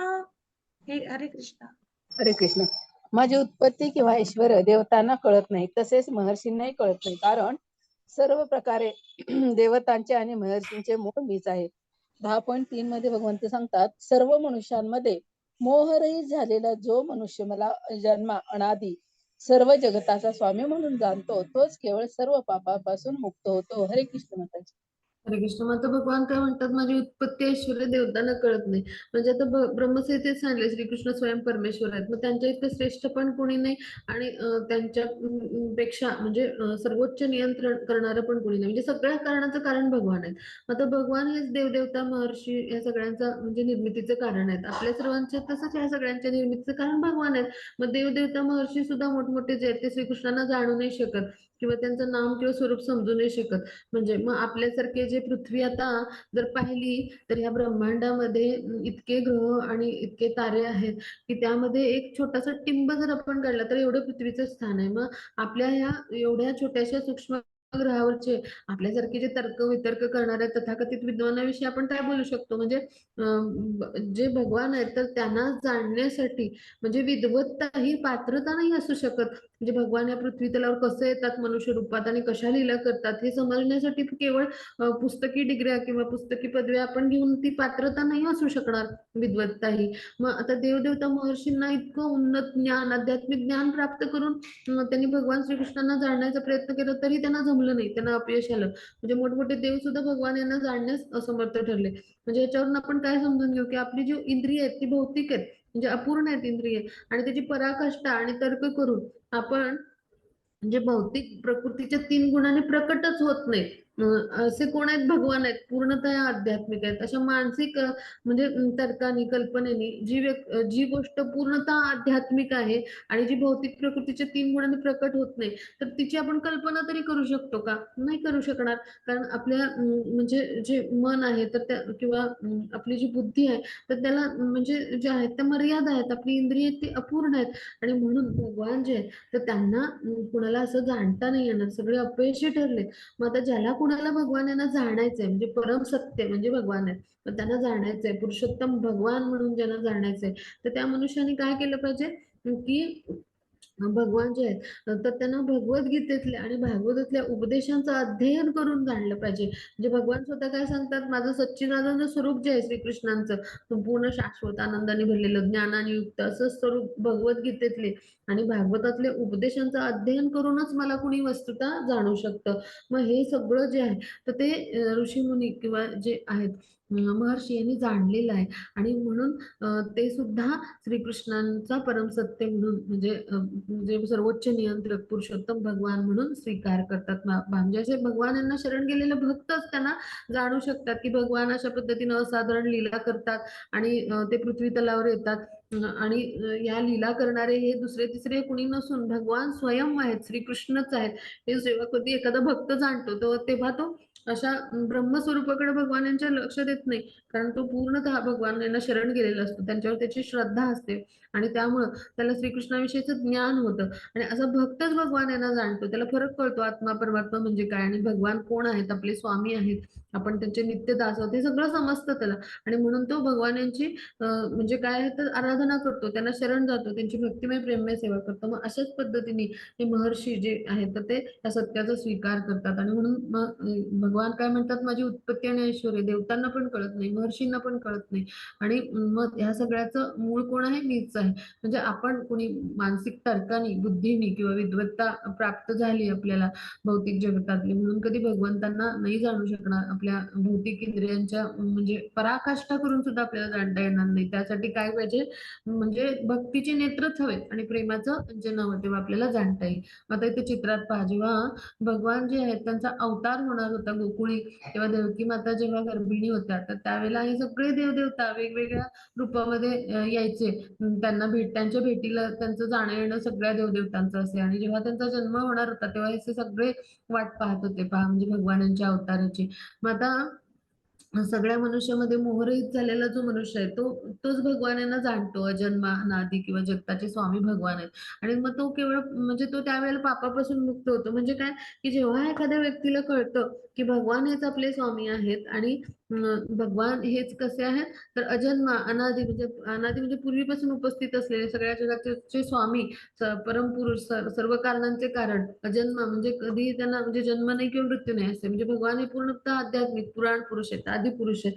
मग असे जे प्रत्येक वस्तू जी आहे अस्तित्वात त्याचे स्वामी असे भगवान आहेत, हे जेव्हा समजतं तेव्हा तो आध्यात्मिक साक्षात्काराच्या स्तरावर उन्नत झालाय असं आपण समजतो. म्हणजे आपण भगवान आणि आपलं भगवान यांच्याशी असलेलं नातं हे जाणणं म्हणजेच काय, की आत्मसाक्षात्कार आपल्यास होणं. मग त्या स्तरावर उन्नत म्हणजे भगवान यांची भक्तिमय, प्रेममय सेवेद्वारे भगवान यांची विषयीचं ज्ञान प्राप्त करणं आणि त्या दिव्य ज्ञानामध्ये जेव्हा स्थित होतो, तेव्हा तो म्हणजे पूर्णतः आत्मसाक्षात्काराच्या स्तरावर म्हणजे अशा पद्धतीने स्थित होत असतो. मग हे सगळं जेव्हा तो जाणतो, त्यावेळेला निश्चितच तो सगळ्या पापांपासून मुक्त होतो. म्हणजे काय, की भगवान यांना जाणल्यामुळं आणि अशा पद्धतीने आपली वास्तविक स्थिती काय आहे हे समजून घेतल्यामुळं म्हणजे एखादा व्यक्ती आहे तर तो जो आहे तो सगळ्या पापांपासून मुक्त होतो. म्हणजे भगवान यांच्याविषयीचं ज्ञान जे आहे तर ते सुद्धा आपल्याला काय करतं, म्हणजे ह्या सगळ्या पापकर्मापासून मुक्त करणार आहे. म्हणजे त्यांचा जन्म कसा होतो, ते अवतार कसा धारण करतात, मनुष्य रूपात कसं येतात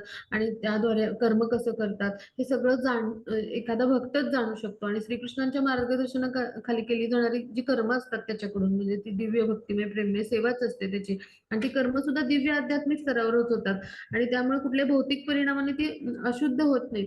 म्हणजे त्यामुळे पूर्ण भक्तिभावाने केलेली जी सेवा आहे तर ती काय होते, म्हणजे ती जी आहे अशा भक्ताची ती त्याला सगळ्या पापांपासून मुक्त करते आणि मग अशा भक्ताच्या जीवनामध्ये श्रीकृष्ण स्वतः म्हणजे चैत्य गुरु म्हणून परमात्मा स्वरूपात आणि बाह्य जे गुरु असतात आपल्याला दीक्षा देणार तर त्या स्वरूपात भगवान यांचंच ते रूप असतं किंवा भगवद्गीतेच्या स्वरूपात उपदेश देणारे हे भगवान स्वतःच असतात. अशा पद्धतीनं त्याच्या जीवनामध्ये प्रकटतात पहा आणि असा जो आहे तो भगवान यांची अशी भक्तिमय प्रेममय सेवा करून सगळ्या पापांपासून मुक्त होतो. आता पुढे जाऊ आपण.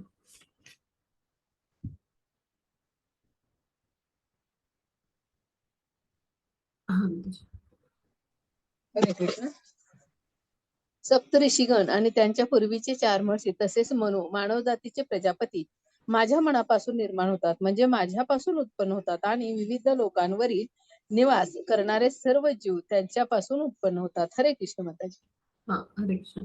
आता इथे समजून घेऊया की सप्तर्षी म्हणजे 7 ऋषी, मग त्यांच्या पूर्वीचे 4 महर्षी, म्हणजे सनक, सनंद, सनातन आणि सनत कुमार हे 4, मग 14 मनु, असे 25 महर्षी मिळून सगळ्या ब्रह्मांडातल्या सगळ्या जीवांचे प्रजापती म्हटले. म्हणजे ह्यांच्याद्वारे या सगळ्या ज्या असंख्य ब्रह्मांडातल्या असंख्य योनी आहेत आणि असंख्य ग्रहलोक आहेत ना, म्हणजे तर तिथं म्हणजे जी असंख्य ब्रह्मांड आहेत पहिल्यांदा, तिथे जे असंख्य ग्रहलोक आहेत आणि मग तिथल्या असंख्य योनी, तर ह्या सगळ्या ह्यांच्याकडून या 25 प्रजापतींकडून जे आहेत तर त्या निर्माण केले जातात आणि म्हणून हे सगळे ग्रह लोक आहेत म्हणजे हे वेगवेगळे लोक आहेत तर ते विविध योनींनी परिपूर्ण आहेत. मग आता ह्या सगळ्यांचा जन्म आहे तो प्रजापतींपासून झाला आहे. 25 प्रजापतींमुळे सगळ्या योनी, या 84 लक्षहून अधिक या योनी म्हणजे ज्या आहेत वेगवेगळ्या ग्रहावरच्या त्या सगळ्या निर्माण करण्याचं कार्य होतं. मग आता ब्रह्मदेवांची सर्वात पहिल्यांदा निर्मिती झाली. भगवानांची हिरण्यगर्भ नावाच्या शक्तीतून ब्रह्मदेवांची निर्मिती झाली. मग आता श्रीकृष्णांच्या कृपेमुळेच त्यांनी 1 सहस्त्र वर्ष तपश्चर्या केल्यावर सृष्टी निर्मिती कशी करावी हे ज्ञान झालं. मग आता म्हणजे जे आहेत सनंद, सनातन, सनत कुमार आणि नंतर रुद्र आणि सप्तर्षी प्रकट झाले. मग आता या प्रकारे भगवानांच्या शक्तीपासून ब्राह्मण क्षत्रियांची उत्पत्ती झाली. म्हणजे ब्रह्मदेव हे आपले पितामह आहेत. तर श्रीकृष्ण कोण आहेत? प्रपितामह आहे. म्हणजे इथं आपण उत्पत्ती आपली कशी होती हे सगळं भगवान यांच्यापासून कसं निर्माण होतं तर हे आपण अभ्यासलं. मग पहा आता भगवान हे कसे सर्वोच्च नियंत्रक आहेत हे समजून घेऊ आपण. तर किंवा सर्व निर्मिती करणारे. तर द्वारकेमध्ये जेव्हा एकदा नारद मुनी आले म्हणजे विहार करत, त्यांना कुठल्याही लोकांमध्ये कधीही जाता येतं, पोहोचता येतं असं त्यांना वरदान आहे भगवान यांच्याकडून. त्यांचे उच्च कोटीचे भक्त आहेत भगवानांचे. शक्त्यावेश अवतारही आहेत भगवान यांचे नारद मुनी. मग तिथे त्यांनी काय पाहिलं की द्वारका नगरी त्यांनी वसवली होती. तिथं आपल्या 16,108 राहण्यांसाठी तितकेच महाल बांधले होते आणि त्या प्रत्येक महालामध्ये भगवान यांची आपली विस्तारित रूपं होती. म्हणजे एका ठिकाणी ते आपल्या राणीसोबत जे आहे तर ते काहीतरी म्हणजे त्यांच्या जे गृहस्थ आश्रमातली कर्तव्य करण्यात गुंतलेले होते. एका ठिकाणी ते प्रेमाला करत होते आपल्या राणीसोबत, तर एखाद्या ठिकाणी ते मुलांची उपनयन सारखे संस्कार करत होते, तर एखाद्या ठिकाणी ते जे आहेत तर ते कृष्ण आणि बलराम तिथे काहीतरी चर्चा करत होते. असं वेगवेगळ्या महालामध्ये वेगवेगळ्या कृष्णांना आणि त्यांच्या परिवाराला त्यांनी पाहिलं. अशा 16,108 राण्या, तर तितके कृष्णांची रूपं विस्तारित होती. मग असं जे आहे भगवान यांचं अचिंत्य योगाश्वर आहे. आपण त्याची कल्पना पण करू शकणार नाही. पहा म्हणजे आताच्या युगात कोणी म्हणालं की मी श्रीकृष्ण आहे, मी श्रीकृष्णाचा, त्याला आपण सांगू शकतो की अशी तुझी रूप निर्माण कर, हो की नाही? असं शक्य आहे का कोणाला? नाही की नाही. मग असे जे आहेत आपल्या भगवान ते आपल्या कल्पनेच्या अतीत आहेत किंवा चिंतनाच्या अतीत आहेत, विचारशक्तीच्या कल्पनाशक्तीच्या पलीकडे आहेत. म्हणून त्याला काय म्हटलं जातं? अचिंत्य योगाश्वर आपण म्हणतो भगवानांची किंवा विभूती म्हणतो. मग त्या आता आपण अभ्यासणार आहोत. तर पुढे जाऊ आपण. मग त्याची पुढची स्लाईड.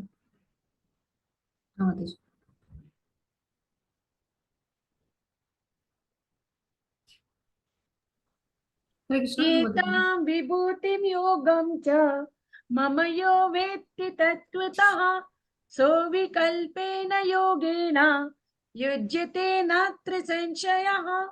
हरे कृष्ण. हरे कृष्ण. ज्याला माझ्या ऐश्वर्याची आणि योग्य शक्तीची वास्तवपणे खात्री पटते तो अन्य भक्ती योगामध्ये तत्पर होतो, यात मुळीच संशय नाही. हरे कृष्ण माताजी. हरे कृष्ण. आता आपण समजून घेऊया की ज्याला भगवानांच्या ऐश्वर्याची योगशक्तीची वास्तविकपणे खात्री पडते, म्हणजे काय की ज्याला भगवानांची ही सगळी ऐश्वर्य माहिती आहेत किंवा हे सगळं माहिती आहे, तर तो निश्चितचपणे भगवानांच्या अनन्य भक्तीमध्ये, म्हणजे अनन्य भक्ती म्हणजे काय, मनात किंतु परंतु शंका बिलकुल नाही, भगवान यांच्यावर दृढ श्रद्धा आणि ठाम विश्वास ज्याला निर्माण होतो, तर तो काय करतो? भगवानांच्या भक्तिमय प्रेममय सेवेमध्ये तत्पर होतो. म्हणजे भगवान जे आहेत तर त्यांच्याविषयीचं ज्ञान म्हणजे जे आहे आध्यात्मिक स्तरावरचं, म्हणजे परमोच्च शिखरच आहे आपल्याला, म्हणजे ते प्राप्त केल्यासारखं त्यांच्याविषयी ज्ञान घेणं. म्हणजे आता जोपर्यंत आपण भगवानांच्या विविध ऐश्वर्यांना जाणत नाही ना, तोपर्यंत आपण भक्तिमय सेवेमध्ये संलग्न होऊ शकत नाही. म्हणजे आपल्याला सामान्यपणे माहित असतं की भगवान हे सर्वोच्च नियंत्रक आहेत, परमेश्वर आहेत. मग सर्वश्रेष्ठ कसे हे कुठं माहिती आहे आपल्याला? मग भगवान जे आहेत तर सर्वश्रेष्ठ कसे आहेत हे जर आपल्याला कळलं तर आपण त्यांना शरण जाऊ आणि भक्तिमय सेवा करू, हो की नाही त्यांची. मग आता भगवान जे आहेत तर त्यांची ऐश्वर्य जो कोणी मनुष्य असं जाणेल तत्वतः त्यांना त्यांच्या ऐश्वर्यासहित, तो शरण जाण्या वाचून त्याच्या जीवनात दुसरा कुठला मार्गच उरत नाही. म्हणजे अशा पद्धतीनं भगवान जे आहेत ते सर्वश्रेष्ठ आहेत आणि हे सगळं वर्णन श्रीमद भागवतात, भगवद्गीतेत, सगळ्या शास्त्रांमध्ये केलंय त्यांच्याविषयीचं केलं गेलंय. म्हणजे मग आता भगवान जे आहेत तर त्यांच्यापासून ही सगळी ऐश्वर्य जी आहेत ते निर्माण झाले. मग आता ज्याला हे माहिती आहे आणि ज्याला हे सगळं म्हणजे कळलेलं आहे, तर त्याचा दृढ विश्वास होतो आणि तो मोठ्या श्रद्धेने श्रीकृष्णांचा स्वीकार करतो आणि भक्तिमय प्रेममय सेवेमध्ये युक्त होतो. मग आता भगवान यांच्या प्रेममय सेवेमध्ये युक्त होऊन भक्तीची गोडी निर्माण होण्यासाठी हे सगळं ज्ञान आपल्याला मिळणं आवश्यक आहे. मगच आपल्याला कळेल ना की कृष्ण कसे महान आहेत, कृष्ण कसे पुरुषोत्तम आहेत आणि कृष्ण कसे सर्वश्रेष्ठ आहेत, परमश्रेष्ठ आहेत. मग ह्यासाठी आपण ही सगळी भगवान यांची ऐश्वर्य जाणून घ्यायची आहेत आणि म्हणून असा महिमा जेव्हा आपण श्रीकृष्णांचा जाणू तेव्हा निश्चितच आपण त्यांच्या भक्तिमय प्रेममय सेवेमध्ये काय होऊ? रममाण होऊ. आता इथे चित्रात पहा श्रीकृष्णांचं रूप इतकं विलोभनीय होतं, इतके सुंदर होते ते, की जेव्हा मथुरेमध्ये त्यांना ते पोचले, अक्रूरजी त्यांना घेऊन आले, कंसाने बोलवलं होतं, आता त्यांना कुस्तीचं निमंत्रण दिलं होतं. मग अक्रूरजींना त्यांनी सांगितलं की तुम्ही आता घरी निघून जा. आणि मग ते दोघे त्या मथुरा नगरीतून फिरू लागले. मग एक ब्राह्मण आला, त्यांनी काय केलं, कृष्णांना अभिषेक केला. अनेक जन्मांपासून तुमची प्रतीक्षा करत होतो म्हणलं, त्यांनी पूजन केलं, अभिषेक केला त्यांच्या पायाशी, फुलं वाहिली आणि तो निघून गेला. मग आता हे पहा, काही ऋषीमुनी म्हणजे जे ऋषिकुमार होते ते त्यांना फुलं म्हणजे फुलमाळा त्यांनी जे आहेत तर त्या आणल्या त्यांना व्हायला. म्हणजे तिथे एक फुलवाला होता, तर त्यांनी पाहिलं भगवानांना, त्यांचं इतकं सुंदर त्यांचं आणि बलरामजींचं रूप पाहून, तेजोमय स्वरूप पाहून त्यांनी काय केलं, त्याने फुलमाळा आहेत त्या ओल्या पटापट आणि काय केलं, तर जाऊन त्या कृष्णांच्या आणि बलरामजींच्या गळ्यात घातल्या, की अनेक जन्मांचं सार्थक झालं, भगवान तुमच्या चरणांशी म्हणजे ही सेवा करता आली, अशा पद्धतीने त्यांनी आनंद व्यक्त केला. मग जे लोक होते ते भगवान यांना असं पाहण्यासाठी जमले होते पहा, नगरातून त्या. आणि स्त्रिया होत्या त्या गच्चीत प्रासादाच्या म्हणजे किंवा महालाच्या गच्चीत सुद्धा उभ्या होत्या. मग इतकं त्यांचं कीर्ती सर्व दूर पसरली होती आणि त्याचबरोबर त्यांचं सौंदर्य इतकं विलक्षण होतं. म्हणजे कृष्ण या शब्दाचाच अर्थ काय, की आकर्षण करून घेणार किंवा आकर्षित करून घेणार, इथे कर्षण असं म्हटलं जातं. म्हणजे काय, तर अशा पद्धतीनं भगवान जे आहेत तर म्हणजे जे आहे तर कर्ष येते म्हणजे आकर्षित करणारे, असं जे अर्थ आहे त्याचा.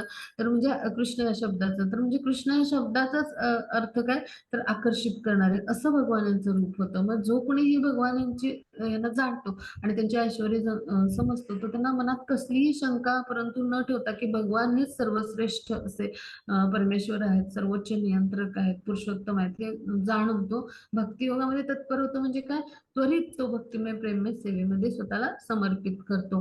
मग असा जो असतो तो भगवानांचा रूपेस प्राप्त होतो. आता पुढे जाऊ आपण. हा माताजी. हरे कृष्णा. अहं सर्वस्य प्रभवः मत् सर्वं प्रवर्तते इति मत्वा भजन्ते मां बुधा भाव समन्वितः. हरे कृष्ण. हरे कृष्ण. मी सर्व प्राकृत आणि आध्यात्मिक जगताचा उत्पत्ती करता आहे. सर्व काही माझ्यापासून उद्भवते. जे बुद्धिमान मनुष्य हे पूर्णपणे जाणतात ते माझ्या भक्तीमध्ये संलग्न होतात आणि अंतःकरणपूर्वक मला भजतात. हरे कृष्ण. हरे कृष्ण. मग भगवान काय म्हणतात, अहम सर्वस्य प्रभू, मीच या सगळ्या प्राकृत म्हणजे भौतिक जगताचा, आध्यात्मिक जगताचा निर्माण करता भगवान स्वतः आहे. सगळं काही माझ्यापासून निर्माण होतं. मग हे ह्या कोणा बुद्धिमान व्यक्तीला जाणता येतं, तो निश्चित काय करतो, माझ्या भक्तीमध्ये संलग्न होतो आणि अंतःकरणपूर्वक मला भजतो. भजतो म्हणजे काय, माझी भक्तिमय प्रेममय सेवा करतो. म्हणजे नवविधा भक्ती. आता 10.8 ते 8, 9, 10, 11 तर हे जे आहे तर हे चतुश्लोकी गीता असं म्हटलं याला. म्हणजे भगवद्गीतेचं सार म्हणजे हे 4 श्लोक आहेत आणि म्हणून ह्या अध्यायाला भगवद्गीतेचं सार म्हटलं जातं, कारण ह्याचे 4 श्लोक आहेत. चतुश्लोकी गीता असं म्हणायचं त्याला. मग आता पहिला श्लोक काय ह्याच्यातला, 10.8, की भौतिक प्राकृतिक म्हणजे हे सगळं जग आहे, ह्याची उत्पत्ती करता भगवान आहे, तसं ज्याला समजतं तो बुद्धिमान माणूस, आणि तो तात्काळ काय करतो, त्याला शरण जातो, भक्तीमध्ये संलग्न होतो आणि त्यांची भक्तिमय प्रेममय सेवा करतो, म्हणजे अंतःकरणपूर्वक भजतो. म्हणजे नवविधा भक्तीने तो भजतो त्यांना. आता पुढे जाऊ आपण. हा मग त्याची पुढची स्लाइड घेऊया. हा हरे कृष्ण. हा. मच्चित्ता मद्गत प्राणः बोधयन्त परस्परं कथयन्तश्च मां नित्यं तुष्यन्ति च रमन्ति च. हरे कृष्ण. हरे कृष्ण. माझ्या शुद्ध भक्ताचे विचार माझ्यामध्ये वासतात. त्यांचे जीवन माझ्या सेवेसाठी पूर्णपणे समर्पित आहे आणि त्यांना नेहमी एकमेकांना ज्ञान देऊन आणि माझ्याबद्दल बोलण्यातून खूप समाधान आणि आनंद मिळतो. हरे कृष्ण. हरे कृष्ण. मग आता भगवान काय म्हणतात, मच्चित्ता मदगत प्राणा बोधयंत परस्परम, म्हणजे माझ्या शुद्ध भक्तांचे विचार माझ्यामध्ये वास करतात. म्हणजे शुद्ध भक्त नेहमी भगवान यांचाच विचार करतो. म्हणजे त्याच्या डोक्यात विचार जे असतात, त्याच्या बुद्धीत विचार जे असतात, ते भगवानांची मी भक्तिमय प्रेममय सेवा कशी करू शकेल, भगवानांना संतुष्ट कसं करू शकेल, हेच विचार असतात. आणि मग त्याचं जीवन तो सगळं भगवान यांच्या सेवेमध्ये समर्पित करतो, पूर्णतः कृष्ण भावनेमध्ये समर्पित करतो तो.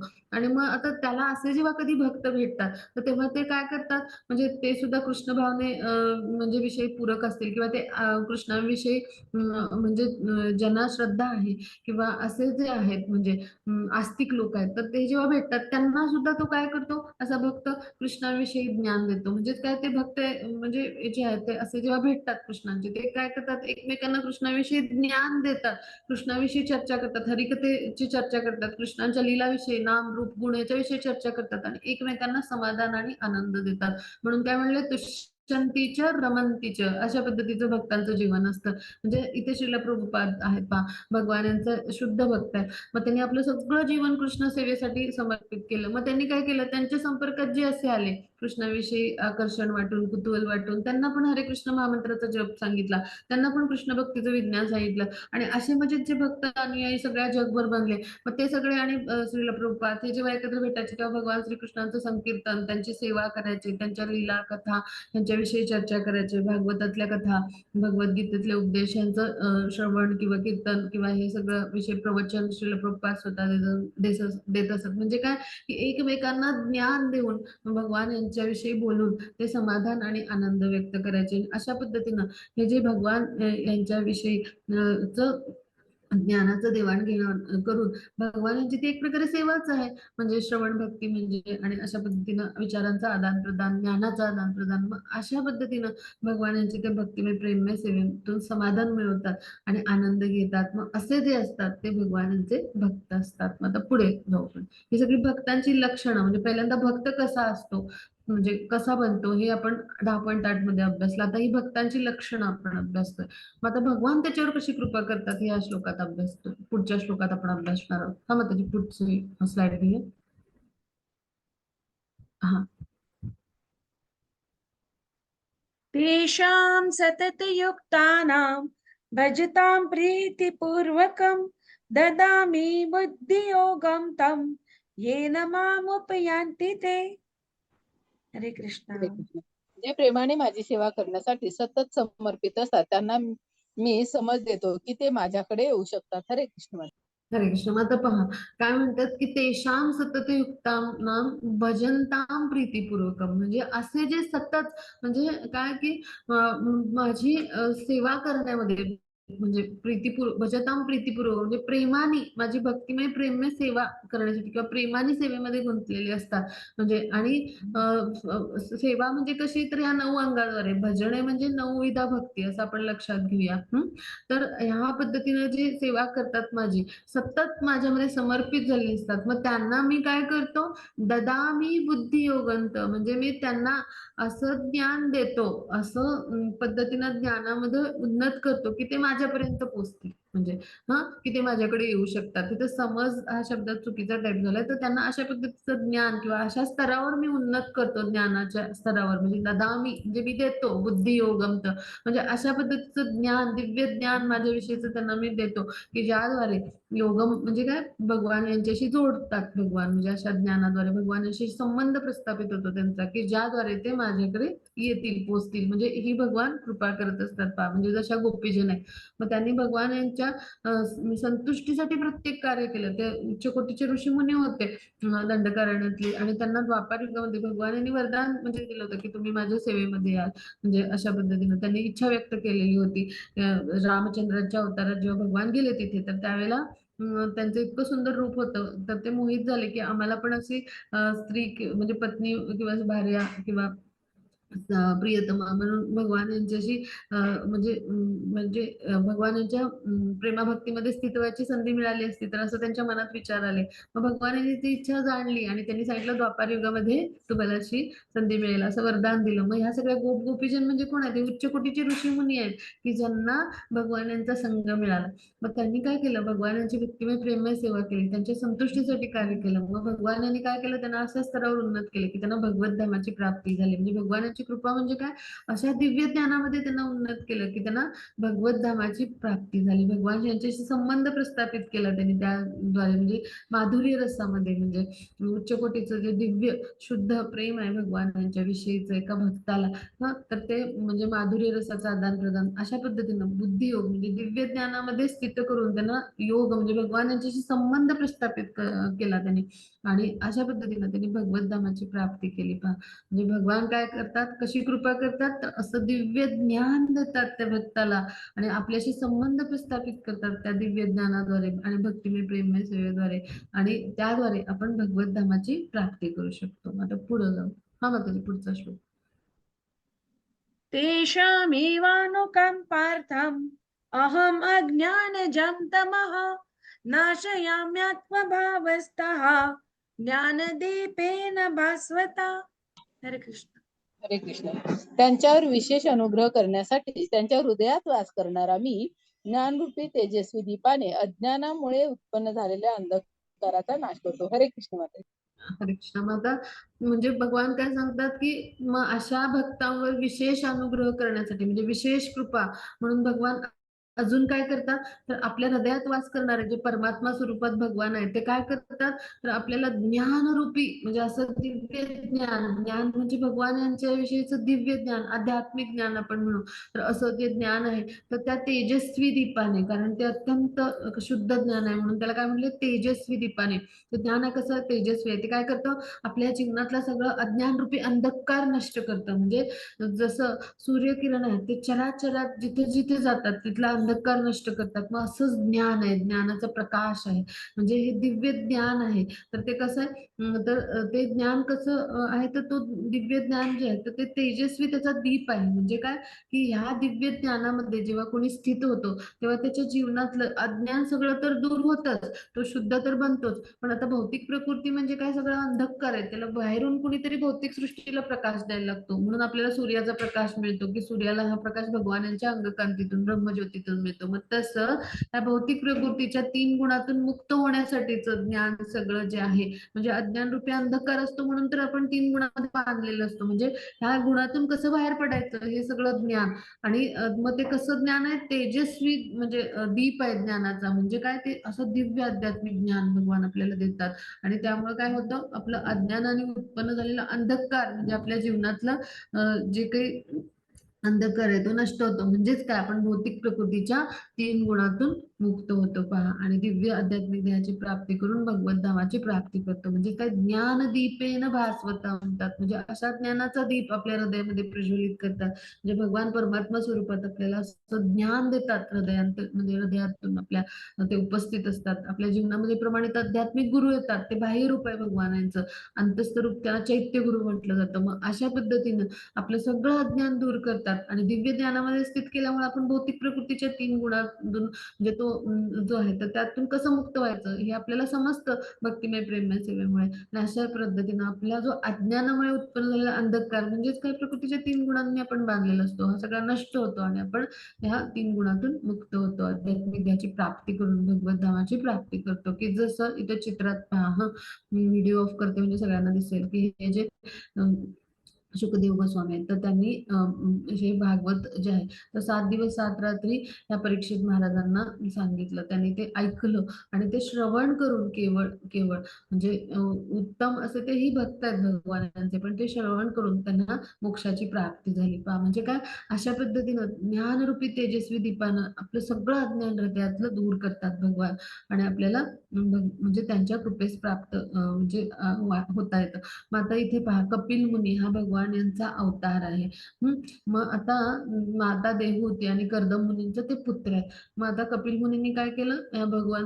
म्हणजे हा भगवान अवतारच आहे तर त्यांनी आपल्या माता देवहूती की ज्यांना सगळं म्हणजे अज्ञान होतं ज्ञान नव्हतं मग त्यांना उपदेश केले आणि ते केवळ श्रवण करून त्यांनी काय केलं भगवत धामाची प्राप्ती केली म्हणजे असा जो भक्त असतो भगवानांच्या दृढ श्रद्धा आणि विश्वास म्हणजे ठेवतो किंवा अनन्यपणे त्यांना शरण जातो त्यांची भक्तिमय प्रेममय सेवा करतो तर त्याचा असा उद्धार करतात भगवान की त्याला सगळं ज्ञान देतात त्याच्या हृदयातून आणि त्याचा उद्धार करतात आता पुढे जाऊ हा त्याची पुढची स्लाइड बघू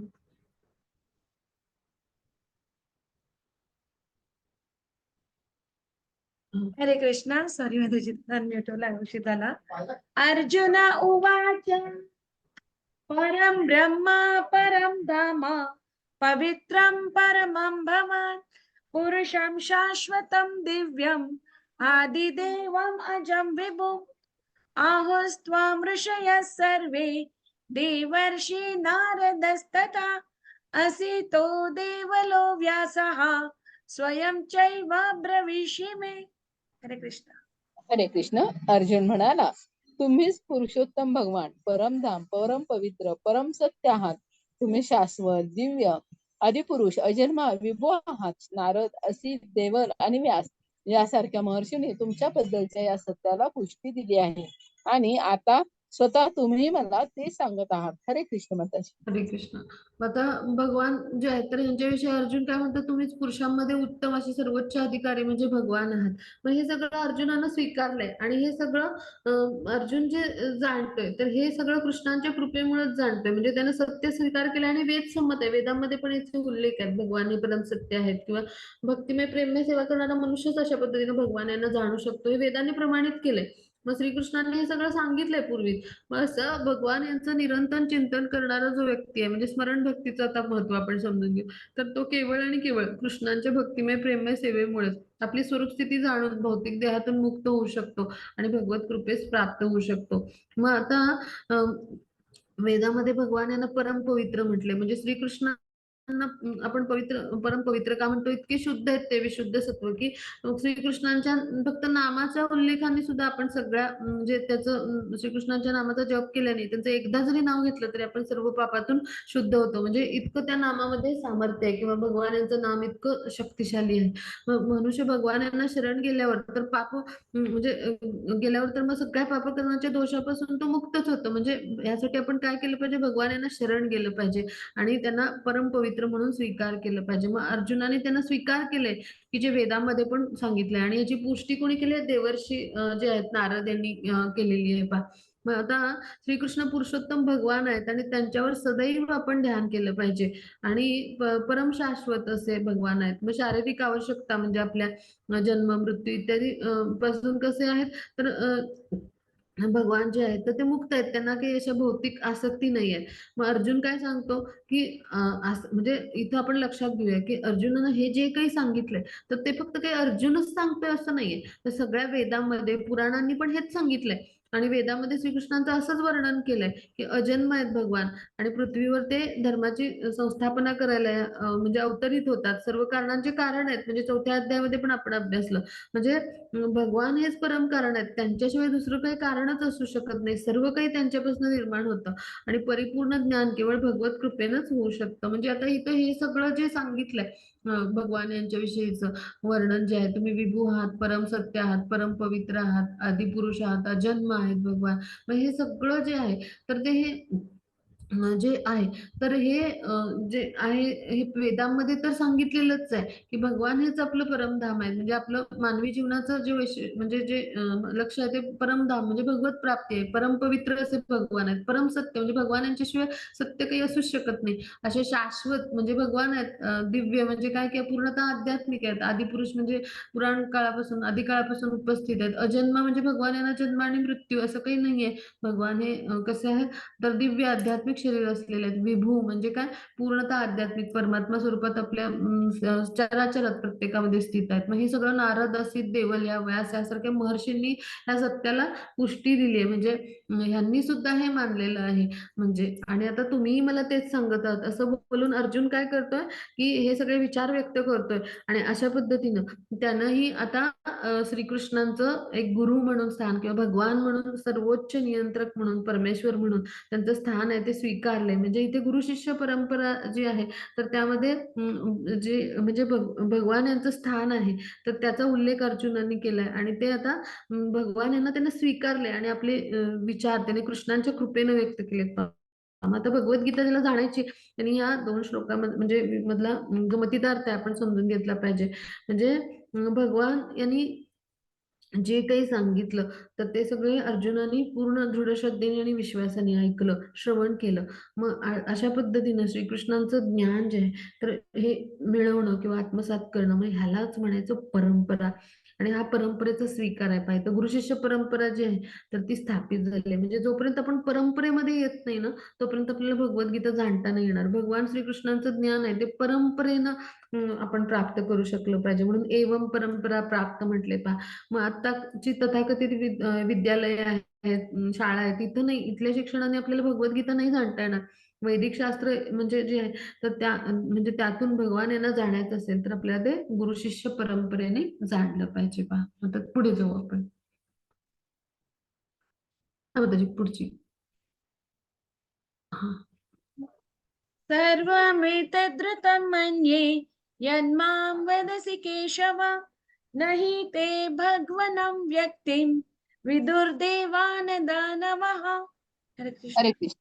हे कृष्णा, तुम्ही जे सर्व मला सांगितले आहे ते मी पूर्णतया सत्य मानतो. हे भगवान, देवता तसे दानव तुमचे व्यक्तिमत्व जाणू शकत नाही. 10.15 हे पुरुषोत्तम आहे, हे भूत भावन भूतेश देवादिदेव, हे जगतपती, खरोखर तुम्हीच केवळ माझ्या अंतरंगा शक्तीद्वारे स्वतःला जाणू शकता. हरे कृष्ण माताजी. हरे कृष्ण. मग आता भगवान काय भगवान जे आहेत तर त्यांना अर्जुन काय म्हणतो, हे सगळे तुम्ही जे काही मला सांगितलं ते मी पूर्णपणे सत्य मानतो आणि स्वीकार करतो. आणि देवता आणि दानव काही तुम्हाला असं जाणू शकत नाहीत. म्हणजे भगवत कृपेनं अर्जुनाने हे सगळं जाणलं. श्रीकृष्ण परमसत्य आहेत, परिपूर्ण आहेत, पुरुषोत्तम आहेत आणि जे काही आहे त्याचे कारणांचे कारण म्हणजे भगवान स्वतः आहेत. म्हणजे अशा पद्धतीनं भगवान यांना परमेश्वर म्हणून त्यांनी जाणलंय.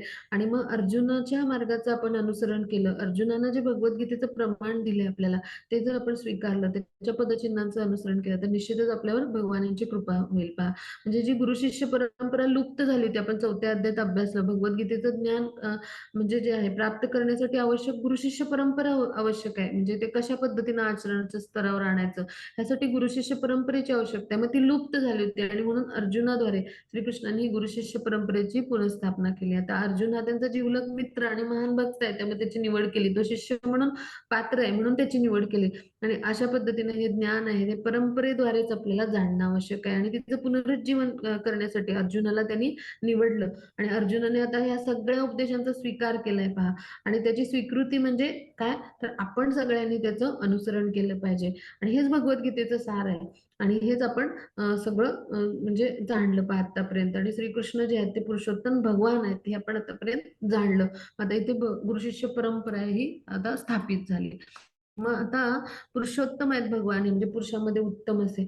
मग आता भक्तियोगाद्वारे आपण जाणू शकतो भूतभावन आहेत भगवान म्हणजे काय, श्रीकृष्णांना आपण पुरुषोत्तम म्हणून जाणलं तरी सगळ्या जीवांचे पिता म्हणून मनुष्य एखादा जाणू नाही शकणार, म्हणून त्याला भूतभावन म्हणतात अर्जुन. मग आता एखाद्याने सगळ्या जीवांचे पिता म्हणून त्याला जाणलं श्रीकृष्णांना, पण परम नियंत्रक म्हणून जाणू शकू असं नाही, म्हणून त्याला भूतेश असं म्हणतात अर्जुन. मग श्रीकृष्णाने सगळ्या जीवांचे परम नियंत्रक श्रीकृष्ण आहेत असं श्रीकृष्णांना जाणलं एखाद्या व्यक्तीने, पण त्याला सगळ्या देवांचे आदिकारण म्हणून श्रीकृष्ण आहेत हे जाणता नाही येणार, म्हणून त्यांना काय म्हटलंय, देवादिदेव असं म्हटलंय. आणि मग सगळ्या अस्तित्वातल्या वस्तूंचे स्वामी जे आहेत तर ते भगवान आहेत. म्हणजे तर हे सगळं जरी जाणलेलं असलं तरी सगळ्या अस्तित्वातल्या वस्तूंचे स्वामी भगवान आहेत. तर हे एखाद्याला जाणता येईल असं नाही. आणि म्हणून त्यांना काय म्हटलंय अर्जुनाने, जगतपती म्हणजे सगळ्या जगाचे अधिपती असे भगवान आहेत. म्हणजे यावरून अर्जुनाने इथं कृष्ण तत्व आता प्रस्थापित केले. पहा म्हणजे कृष्णांना तत्वतः जाणण्यासाठी आपण अर्जुनाच्या पदचिन्हांचं अनुसरण केलं पाहिजे आणि त्याद्वारे आपण श्रीकृष्णांना जाणलं पाहिजे. आता पुढे जाऊ आपण. त्याची पुढची स्लाइड घेऊ. हा हरे कृष्ण. हे योगेश कृष्ण, मी तुमचे कसे निरंतर चिंतन करावे आणि मी तुम्हाला कसे जाणावे हे भगवान, कोणकोणत्या विविध रूपात मी तुमचे स्मरण करावे. 10.18 मध्ये भगवंत असे, हे जनार्दन, अर्जुन म्हणतात, हे जनार्दन, कृपया आपल्या अयोग शक्तीचे आणि ऐश्वर्याचे विस्ताराने वर्णन करून सांगा. तुमच्याबद्दल श्रवण करून मी कधीच तृप्त होत नाही, कारण मी जितके अधिक श्रवण करतो तितके अधिक मला तुमच्या अमृतमयी संभाषणाचे रसावधान करण्याची इच्छा होते. हरे कृष्ण माताजी. हरे रसास्वाद. हरे कृष्ण. तर आता आपण समजून हरे घेऊया. कृष्ण. हा तर भगवान यांचं निरंतर चिंतन कसं करायचं, भगवान यांना निरंतर कसं आठवायचं, आता त्यांच्या कुठल्या रूपात स्मरण करायचं असा प्रश्न पडलाय अर्जुनांना. आणि मग तेव्हा अर्जुन जे आहेत तर ते उच्च कोटीचे वैष्णव आहेत. म्हणजे एखादं वैष्णव फक्त स्वतःपुरतच नाही विचार करत, महान भक्त असतो त्याला भगवान यांचं ज्ञान आहे ते सगळ्या मानव जातीला मिळावं असं वाटतं. मग अर्जुन असे वैष्णव आहेत आणि ते दयाळू आहेत. मग भगवान यांची सर्व व्यापकता सामान्य माणसाला पण कळावी यासाठी ते काय म्हणतात की आता म्हणजे असं भगवान यांचं ज्ञान कशा पद्धतीने प्रकट होईल? कारण भगवान हे सर्वसामान्यांना प्रकट नाही होऊ शकत. शुद्ध भक्तांनाच भगवान त्यांच्या समोरच प्रकट होऊ शकतात. असुर, निषेधवादी, भौतिकतेने ग्रासलेले लोक असतात. त्यांच्यासमोर भगवान आपल्या योगमायेद्वारे आच्छादित राहतात. मग अर्जुनाला सामान्य मनुष्यांसाठी ते कसे मग प्रकट होतील असं वाटतंय. मग ह्यासाठी भगवान म्हणजे जे आहे ते योगमायांचे स्वतः स्वामी आहेत.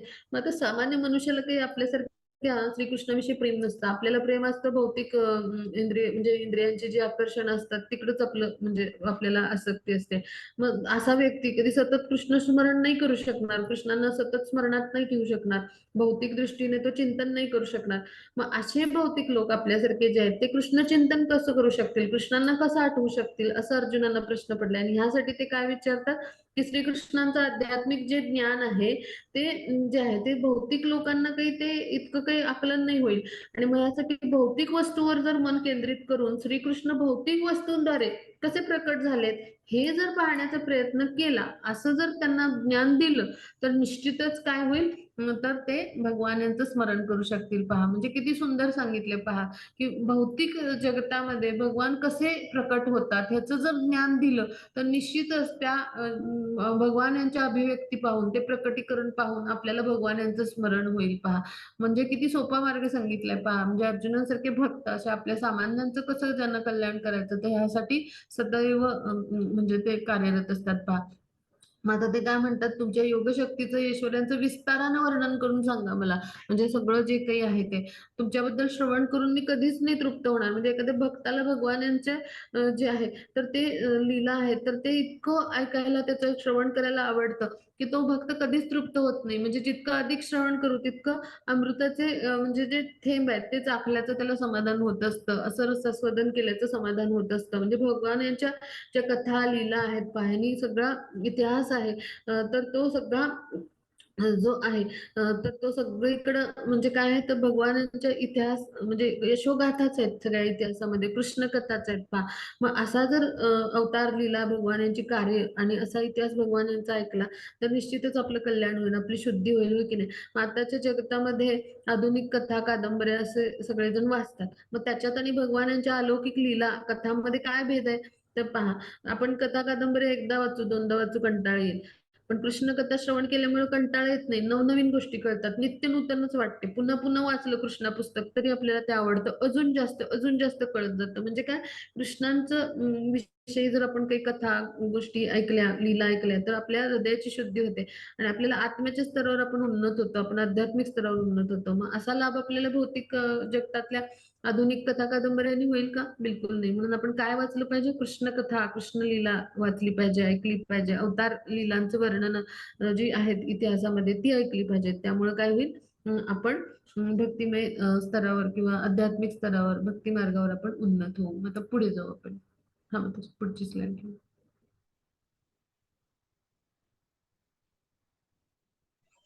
हरे कृष्ण. श्री भगवान म्हणाले, ठीक आहे, मी तुला माझ्या विलोभनीय अभिव्यक्तीबद्दल सांगेन, परंतु ज्या प्रमुख अभिव्यक्ती आहेत त्याचेच मी कथन करेन, कारण हे अर्जुन माझे ऐश्वर्य अनंत आहे. हरे कृष्ण माताजी. हरे कृष्ण. मग भगवान म्हणाले की ठीक आहे मी तुला आता माझी भरपूर विलोभनीय अशी भरपूर अभिव्यक्ती म्हणजे प्रकटीकरण अशी भरपूर माझ्या ऐश्वर्य आहे. मग त्यातली म्हणजे ती विविध म्हणजे ऐश्वर्य आहेत. मग त्यातली मी काही प्रमुख जी महत्वाची आहेत तर ती मी सांगेन आणि माझी ऐश्वर्य अशी असंख्य अनंत आहेत. मग त्यातली काही तू जाणून घेऊ शकशील. आता बघूया आपण काय सांगतायत भगवान ऐश्वर्याची आहेत ती. हा मग त्याची पुढची स्लाइड घेऊया. हा मग आता आदित्यमधलं भगवान जे आहेत तर ते कोण आहेत तर आदित्यामध्ये वसु म्हणजे सॉरी विष्णू म्हणजे भगवान स्वतः आहेत. मग तेजस्वी व्यक्तीमध्ये सूर्य म्हणजे भगवान आहे. तर त्या भौतिक जगतातल्या ह्या गोष्टी सगळ्यांनी समोर आणा म्हणजे ह्यामध्ये भगवान स्वतः उपस्थित आहेत. म्हणजे भगवानांची ऐश्वर्य आहेत ती प्रत्यक्ष म्हणजे भगवान यांची उपस्थितीच असल्यासारखी आहे. मरुद्गणामध्ये मरीची, नक्षत्रामध्ये चंद्र म्हणजे भगवान, वेदामध्ये सामवेद म्हणजे भगवान यांची सर्वश्रेष्ठ म्हणजे म्हणजे ते ऐश्वर्य आहे म्हणजे असं विलक्षण म्हणजे भगवान स्वतः. मग देवतामधले इंद्र म्हणजे भगवान आहेत. इंद्रियामधलं आपलं मन म्हणजे भगवान आहेत. पहा मग सजीवांमधली जिवंत शक्ती म्हणजे आपल्याला जीवनशक्ती जी मिळते, चेतनाशक्ती जी आहे ज्याद्वारे आपण सगळ्या क्रिया करतो, कर्म करतो ती म्हणजे भगवान आहेत. पहा रुद्रामधले भगवान शिव म्हणजे श्रीकृष्ण आहेत. यक्ष राक्षसांमधले कुबेर म्हणजे भगवान आहेत, पुरोहितांमधले बृहस्पती देवतांचे गुरु म्हणजे भगवान आहेत, पुराणामधलं स्कंद पुराण म्हणजे भगवान आहेत, जलधारा म्हणजे मोठमोठे जलाशय आहेत, त्यातले सागर म्हणजे भगवान आहेत, समुद्र म्हणजे भगवानांचं रूप आहे. समुद्र किनारी सगळे जातात बीचवर आनंद घ्यायला, पण तिथे भगवान आहेत म्हणून त्यांना स्मरण करून कोण कोण नमस्कार करेल, म्हणजे एखादा भक्तच करेल. भगवान यांची ही विलक्षण अभिव्यक्ती स्वतः भगवान आहेत म्हणून त्याच्या मनात काय येईल, भाव आणि प्रेम उत्पन्न होईल. मग हे आपल्याला भौतिक स्तरावर आठवून त्यांचं स्मरण झालं पाहिजे. ह्यासाठी या सगळ्या भगवानांची ऐश्वर्य आपण अभ्यासतो आहोत आणि अर्जुनाने ह्याच मार्ग सांगितलाय की त्याद्वारे आपल्याला भगवान यांच्याविषयी प्रेम निर्माण होईल आणि भगवान यांच्याविषयी आपण भाव निर्माण करू, एक प्रेमभाव निर्माण होईल आणि त्याद्वारे त्यांची भक्तिमय प्रेममय सेवा करू, हो की नाही. मग आता ऋषींमध्ये भृगू भगवान आहेत, कंपन म्हणजे नाद, त्यामधलं ओम म्हणजे स्वतः भगवान आहेत पहा. ओंकार जो आहे तो म्हणजे भगवान यांचं रूप आहे. म्हणजे नामजप म्हणजे यज्ञानाम जप यज्ञोस्पी, हा. तर भगवान नाम म्हणजे काय की जपामधला सर्वश्रेष्ठ म्हणजे म्हणजे जो यज्ञ आहे तो म्हणजे भगवान, म्हणजे नामजप यज्ञ म्हणजे यज्ञामध्ये सर्वश्रेष्ठ यज्ञ म्हणजे तो नामजप म्हणजे भगवान स्वतः आहेत पहा. म्हणजे अशा पद्धतीनं मग अचल गोष्टी न हलणाऱ्या गोष्टी ज्या आहेत तर त्यामधला हिमालय पर्वत म्हणजे भगवान स्वतः आहेत पहा. मग आता वृक्षामधला वटवृक्ष म्हणजे आपल्याला वटवृक्ष पाहिला की भगवान आठवले पाहिजेत. देवता ऋषी मधले नारद म्हणजे भगवान आहेत, गंधर्वामधले चित्ररथ म्हणजे भगवान आहेत. मग सिद्ध प्राण्यामध्ये कपिला जी आहे तर ते म्हणजे भगवान, म्हणजे ती कपिला जी गाय आपण म्हणतो. मग आता घोड्यामध्ये उच्छश्रवा म्हणून जो घोडा आहे समुद्रमंथनातून आला तो म्हणजे भगवान आहे. हा, मग त्याची पुढे जाऊ आपण. हा, हत्तींपैकी ऐरावत म्हणजे इंद्राचा ऐरावत म्हणतो तो म्हणजे भगवान आहे. त्यानंतर आता पुरुषांमध्ये सम्राट म्हणजे मनुष्यामध्ये म्हणजे त्यांच्यामधला सर्वश्रेष्ठ व्यक्ती म्हणजे त्या प्रजेचा राजा असायचा, म्हणजे सम्राट, म्हणजे त्याला देवाचं रूप मानलं जायचं. राजर्षींना भगवद्गीता सांगितली जायची, हो की नाही. त्याची जबाबदारी असायची की आपल्या प्रजेला उन्नत करणे आध्यात्मिक स्तरावर. मग पुरुषामधला सम्राट म्हणजे भगवान यांचं स्वतः रूप आहे पहा, म्हणून राजाला देवासारखं मानलं जातं. शस्त्रामध्ये वज्र जे इंद्राचं आहे ना, अत्यंत कठीण अस्त्र ते म्हणजे भगवान आहेत. गायीमध्ये सुरभी म्हणजे भगवान आहेत. मग उत्पत्तीच्या प्राणांपैकी कंदर्प म्हणजे भगवान आहे. सर्पामधला वासुकी जो आहे तर तो जो आहे तर तो साप म्हणजे भगवान आहे. नागामधला अनंत शेष म्हणजे भगवान आहे. जलचरामधले देवता वरुण म्हणजे जी देवता आहे म्हणजे तर ती म्हणजे भगवान आहे. मग दिवंगत पूर्वजांमध्ये आर्यमा म्हणजे हे यमाचे भाऊ आहेत. आर्यमा म्हणजे आपले जे पितृलोक आहे म्हणजे पितर जिथं असतात दिवंगत पूर्वज तर त्यांचे हे म्हणजे अधिपती असतात आर्यमा. मग आता कायद्याचे सूत्रधारामध्ये म्हणजे आपलं जे काही कर्म करतो त्याचा हिशोब असे ठेवणारे काटेकोर असे कोण आहेत, यम आहेत. मग ते यम म्हणजे भगवान आहेत, म्हणजे यमराज म्हणजे. मग दैत्यामधले प्रल्हाद म्हणजे भगवानांचे सर्वश्रेष्ठ भक्त आहेत, मग ते स्वतः म्हणजे भगवानांचं रूप आहे. मग दमन करणाऱ्यामध्ये काळ म्हणजे काळ काय करतो, सगळ्या गोष्टी नष्ट करत पुढे जातो म्हणजे दमन करतो, म्हणजे तर ते काळ रूप म्हणजे काल देवता म्हणजे काळाचं रूप म्हणजे म्हणजे स्वतः काळ म्हणजे भगवान आहेत पहा. मग पशूंमध्ये सिंह म्हणजे जंगलचा राजा आपण म्हणतो, मग सिंह म्हणजे भगवान स्वतः आहेत. पक्ष्यांमध्ये गरुड म्हणजे भगवान आहेत, म्हणजे गरुड भगवान यांचं वाहन पण आहेत, पण प्रत्यक्ष भगवान यांचे अवतार पण आहेत. पवित्र करणाऱ्यामध्ये वायू काय करतो, हवा सगळं स्वच्छ करून टाकते, शुद्धी करते. मग पवित्र करणाऱ्यामध्ये सर्वश्रेष्ठ असा वायू, मग तो म्हणजे भगवान यांचं रूप आहे. शस्त्र धारण करणाऱ्यामध्ये राम म्हणजे भगवान यांचं रूप आहे पहा, म्हणजे भगवान यांचं अवतार तर आहेच तो, म्हणजे त्यांचं रूप म्हणजे भगवान आहे. मग मत्स्यामध्ये सर्वश्रेष्ठ मकर मासा म्हणजे भगवान. मग प्रवाही नद्यामध्ये सर्वश्रेष्ठ स्वरूप कोण आहे, तर गंगा नदीचं, म्हणजे गंगा नदी म्हणजे प्रत्यक्ष भगवान आहे पहा. मग आता गंगा नदीचं पाणी काय खळखळ वाहतं, त्यातून काय नाद निघतो, भगवान यांचं नाम निघत असतं त्याच्यातून. हरे कृष्ण महामंत्र जो आहे तर तो जपत असते गंगा नदी, त्यांची सर्वश्रेष्ठ भक्त आहे. मग आता सर्व सृष्टीचा आरंभ अंत आणि मध्य म्हणजे सगळं काही भगवान आहेत. विज्ञानामधलं आध्यात्मिक ज्ञान स्वतःचं म्हणजे भगवान यांच्याविषयीचं जे दिव्य ज्ञान आहे ते म्हणजे स्वतः भगवान आहेत पहा. म्हणजे हे सगळे जे आपण भगवद्गीता भागवत हे दिव्य ज्ञान आहे भगवान यांचं. मग हे स्वतः भगवान म्हणजे भगवान प्रत्यक्ष आपण त्यांचा संग करतोय, आता भगवद्गीता अभ्यासतोय म्हणजे, हो की नाही. मग हे स्वतः भगवान यांचं रूप आहे पहा. मग आता तर्कशास्त्रामध्ये निर्णायक सत्य जे असतं ते म्हणजे भगवान असतात, म्हणून काय म्हणतात, सत्यमेव जयते. जिथे भगवान आहेत तिथेच विजय होणार, हो की नाही. सत्याचाच विजय होतो. मग निर्णायक सत्य असं म्हणजे भगवान असतात. मग अक्षरामध्ये अकार म्हणजे जे आपण अक्षर लिहितो त्यातला अकार म्हणजे सुद्धा भगवान आहेत. समास जे आपण हे करतो तर त्यामध्ये द्वंद्व समास म्हणजे भगवान आहेत. म्हणजे जे काही आहेत ते भगवान आहेत पहा. हा, मग त्याच्या पुढे जाऊ. हा, सृष्टीकर्त्यामध्ये ब्रह्मदेव म्हणजे भगवान आहेत पहा. म्हणजे सगळं भक्षण करणारा मृत्यू आणि सर्व काही भगवान निर्माण करणारं तत्व म्हणजे आदी अंत मध्य सगळं निर्माण करणारं नष्ट करणारं सगळं तत्व म्हणजे जे काय आहे मृत्यू म्हणून यमाच्या स्वरूपात यमदूतांच्या स्वरूपात येणारे पण भगवानच आहेत पहा. मग आता कीर्ती, भाग्य, उत्तम वाणी, स्मरणशक्ती, बुद्धिमत्ता, स्थिरता आणि संयम हे स्त्रियामध्ये जे गुण असतात हे सगळे कोणामुळे असतात? भगवान यांच्यामुळे असतात. म्हणजे स्त्रियामधले हे जे एखादे म्हणजे जे गुण आहेत हे कोणामुळे आहेत? भगवान यांच्यामुळे असतात. एखादी सुंदर म्हणजे स्त्री आहे किंवा एखादी बुद्धिमान स्त्री आहे किंवा अत्यंत हुशार स्त्री आहे, तर असं म्हणजे अत्यंत उत्तम वाणी मधुर असलेली खूप कीर्तिमान अशी स्त्री आहे. किंवा एखाद्या स्त्रीमुळे त्या घराचं भाग्य फळफळतं. तर हे सगळं कुणामुळे आहे? तर भगवान यांच्यामुळे. म्हणजे स्त्रियामध्ये हे गुण कुणामुळे असतात? तर भगवान यांची ती अभिव्यक्ती आहे. भगवान स्वतः असतात ते, त्यांचं प्रकटीकरण आहे. तर सामवेदातील स्तोत्रामधलं बृहत्साम म्हणजे भगवान आहेत. काव्यामधली गायत्री म्हणजे छंद जो आहे तो म्हणजे भगवान आहे. महिन्यामधला मार्गशीर्ष महिना म्हणजे भगवान आहेत. त्याला पुरुषोत्तम मास असं म्हटलं जातं. म्हणजे ते भगवान यांचं रूप आहे. मग ऋतूमधला वसंत ऋतू हा म्हणजे भगवान आहे. मग फसवणाऱ्यांमध्ये द्यूत म्हणजे आता फसवणारे भरपूर आहेत. म्हणजे चांगलं वाईट सगळं भगवान यांनीच निर्माण केलं. मग फसवणाऱ्यांमधलं सर्वश्रेष्ठ कडी करणारे म्हणजे कोण? ते स्वतः भगवानच आहेत. म्हणजे काय? द्यूत म्हणजे जो द्यूत खेळला जातो. पांडवांना फसवलं द्यूतामध्ये दुर्योधनाने आणि शकुनी मामाने. मग तो द्यूत म्हणजे सर्वश्रेष्ठ फसवणूक करणारा जे कोण आहेत ते सुद्धा भगवानच आहेत पहा. मग तेजस्वीचं तेज म्हणजे भगवान आहेत. म्हणजे मग आता विजय आणि साहस एखाद्या योद्ध्याचं जे असतं तर ते म्हणजे भगवान आहेत. म्हणजे एखाद्याला विजय मिळतो त्याच्यामध्ये धैर्य असतं लढण्याचं, हे कोणामुळे असतं? भगवान यांच्यामुळे. ते भगवान यांचं अभिव्यक्ती असते, त्यांचं प्राकट्य असतं. म्हणजे भगवान स्वतः असतात ते. बलवानाचं बल म्हणजे भगवान असतात. वंशामधले वासुदेव जे आहेत ते म्हणजे भगवान आहेत. पांडवांमधले अर्जुन म्हणजे भगवान आहेत. ऋषींमधले व्यास म्हणजे भगवान आहेत. विचारवंतांमधला उशाना म्हणून आहे तो म्हणजे भगवान. मग अराजकतेचे दमन करणारे सर्व साधनांमधलं दंड किंवा दंडाची काठी म्हणजे आपण दंड राजदंड पाहतो की नाही न्यायालयामध्ये किंवा जे आपण दंड म्हणजे न्यायदंड आपण म्हणतो. म्हणजे काय? दंडाची काठी जो दंड असतो तो म्हणजे भगवान आहेत. म्हणजे काय? की अराजकता म्हणजे सगळं काही अधर्म, अराजकता त्याचं दमन करणारे, नष्ट करणारे असे दंडाची काठी म्हणजे असे कोण आहेत? तर भगवान आहेत. म्हणजे भगवान यांचं न्याय हे एका पद्धतीनं रूपच आहे पहा. दंड म्हणजे काय? दंड संहिता आपण म्हणू किंवा दंडाची काठी दंड असं करणारे तर ते म्हणजे भगवान. मग विजयेच्छुक नीतीनं म्हणजे सगळ्या गोष्टी मिळवणार असे म्हणजे असे जे विजयेच्छुक असतात त्यामधली नीती म्हणजे नीतीशास्त्र म्हणजे भगवान स्वतः आहेत. म्हणजे ती नीती कशी चांगली पाहिजे तर हे सगळं भगवान यांच्यामुळे कळतं आपल्याला. रहस्यामधलं मौन म्हणजे भगवान आहेत. एखादा व्यक्ती मौनात असतो ते म्हणजे भगवान यांचं अभिव्यक्ती असते, भगवान यांचं प्राकट्य असतं. मग ज्ञानीजनांचं ज्ञान म्हणजे भगवान आहेत. म्हणजे आपलं काहीच नाहीये, सगळं जे काय आहे ते भगवान यांचं आहे आणि भगवान यांच्या कृपेमुळेच आपल्याला प्राप्त आहे.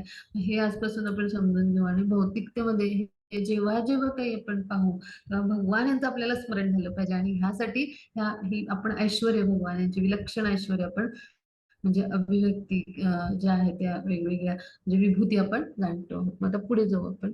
हा मग हा हरे कृष्ण. हा शिवाय हे अर्जुना, मी सर्व अस्तित्वाची उत्पत्ती करणारा बीज आहे. असे कोणतेही अस्तित्व नाही, हलणारे किंवा न हलणारे, जे माझ्या शिवाय अस्तित्वास असू शकते. 10.40 हे परंतप माझ्या दिव्य अभिभूतींना अंत नाही. मी तुला जे सांगितले आहे ते माझ्या अनंत विभूतीचे केवळ सूचक आहेत. हरे कृष्ण माताजी. हरे कृष्ण. मग आता इतक्या म्हणजे सगळं म्हणजे सगळ्या अस्तित्वाची उत्पत्ती करणारं बीज प्रत्येक गोष्टीचं म्हणजे भगवान आहे. म्हणजे कोणाचंही अस्तित्व भगवान यांच्याशिवाय असू शकत नाही. जे हलणारे आहेत म्हणजे चर अचर हे सगळं भगवान यांच्याशिवाय म्हणजे अस्तित्वात असूच शकत नाही. म्हणजे भगवान यांच्याशिवाय म्हणजे यांच्या वरच त्यांचं आश्रय म्हणजे अस्तित्व अवलंबून आहे. म्हणजे सगळ्यांची निर्मिती म्हणजे करणारे भगवान स्वतः आहेत. म्हणजे भगवान म्हणतात ना अहम बीज पिता म्हणजे भगवान सगळ्या गोष्टींचं म्हणजे ज्या अस्तित्वातल्या आहेत तर त्यांची उत्पत्ती करणारे काय आहेत तर बीज बीज जे आहेत तर त्यांना बीज प्रदान करणारे भगवान आहेत पहा. आणि त्याच्यावरच सगळ्यांचं अस्तित्व अवलंबून असतं. मग ते काय म्हणतात माझ्या दिव्य विभूतींना असा अंत नाहीत, असंख्य विभूती विखुरलेल्या आहेत. मी तुला जे काही सांगितलं ते अनंत विभूतीचं केवळ एक सूचक म्हणजे एक आपण म्हणतो ना केवळ एक म्हणजे उदाहरण किंवा सूचक असं आहे. म्हणजे इतक्या भगवानांच्या अनंत विभूती आहेत पहा. म्हणजे त्याचं एक कण आपण म्हणू असं सूचक असा म्हणजे आध्यात्मिक असं. तर हे म्हणजे काय आहे सूचक असं मी तुला हे सगळं सांगितलंय. मग आता पुढे जाऊ आपण. हो हरे कृष्णा.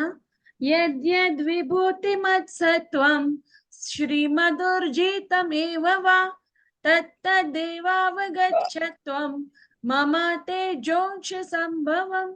हरे कृष्ण. हरे कृष्ण. सर्व ऐश्वर्यवान सुंदर आणि तेजस्वी अभिव्यक्ती माझ्या तेजाच्या केवळ एकाच पुल्लिंगातून उत्पन्न झाल्या आहेत हे तू जाण. हरे कृष्ण माता. हरे कृष्ण. मग भगवान काय म्हणतात, हे सगळं ऐश्वर्यान सुंदर तेजस्वी जे काही तुला दिसतं निसर्गामध्ये, सुंदर धबधबा दिसतो, सुंदर निसर्ग दिसतो, असं जे काही दिसतं, सुंदर चमकणारा शुक्रतारा दिसतो, असं जे काही तुला दिसतं अभिव्यक्ती, ते केवळ म्हणजे तेजस्वी सुंदर ऐश्वर्यवान जे जे काही दिसतं निसर्गामध्ये चराचरामध्ये, ते सगळं माझ्या तेजाच्या केवळ एका स्फुल्लिंगातून, म्हणजे एक स्फुल्लिंग म्हणजे एखादा छोटासा कण असं त्याच्यातून उत्पन्न झाले हे तू जाण. म्हणजे भगवान यांची विभूती किती असंख्य आहेत पहा, म्हणजे आपण कल्पना तरी करू शकतो का असे भगवान यांची अचिंत्य योगेश्वर आहेत पहा. हा माताजी. हरे कृष्ण.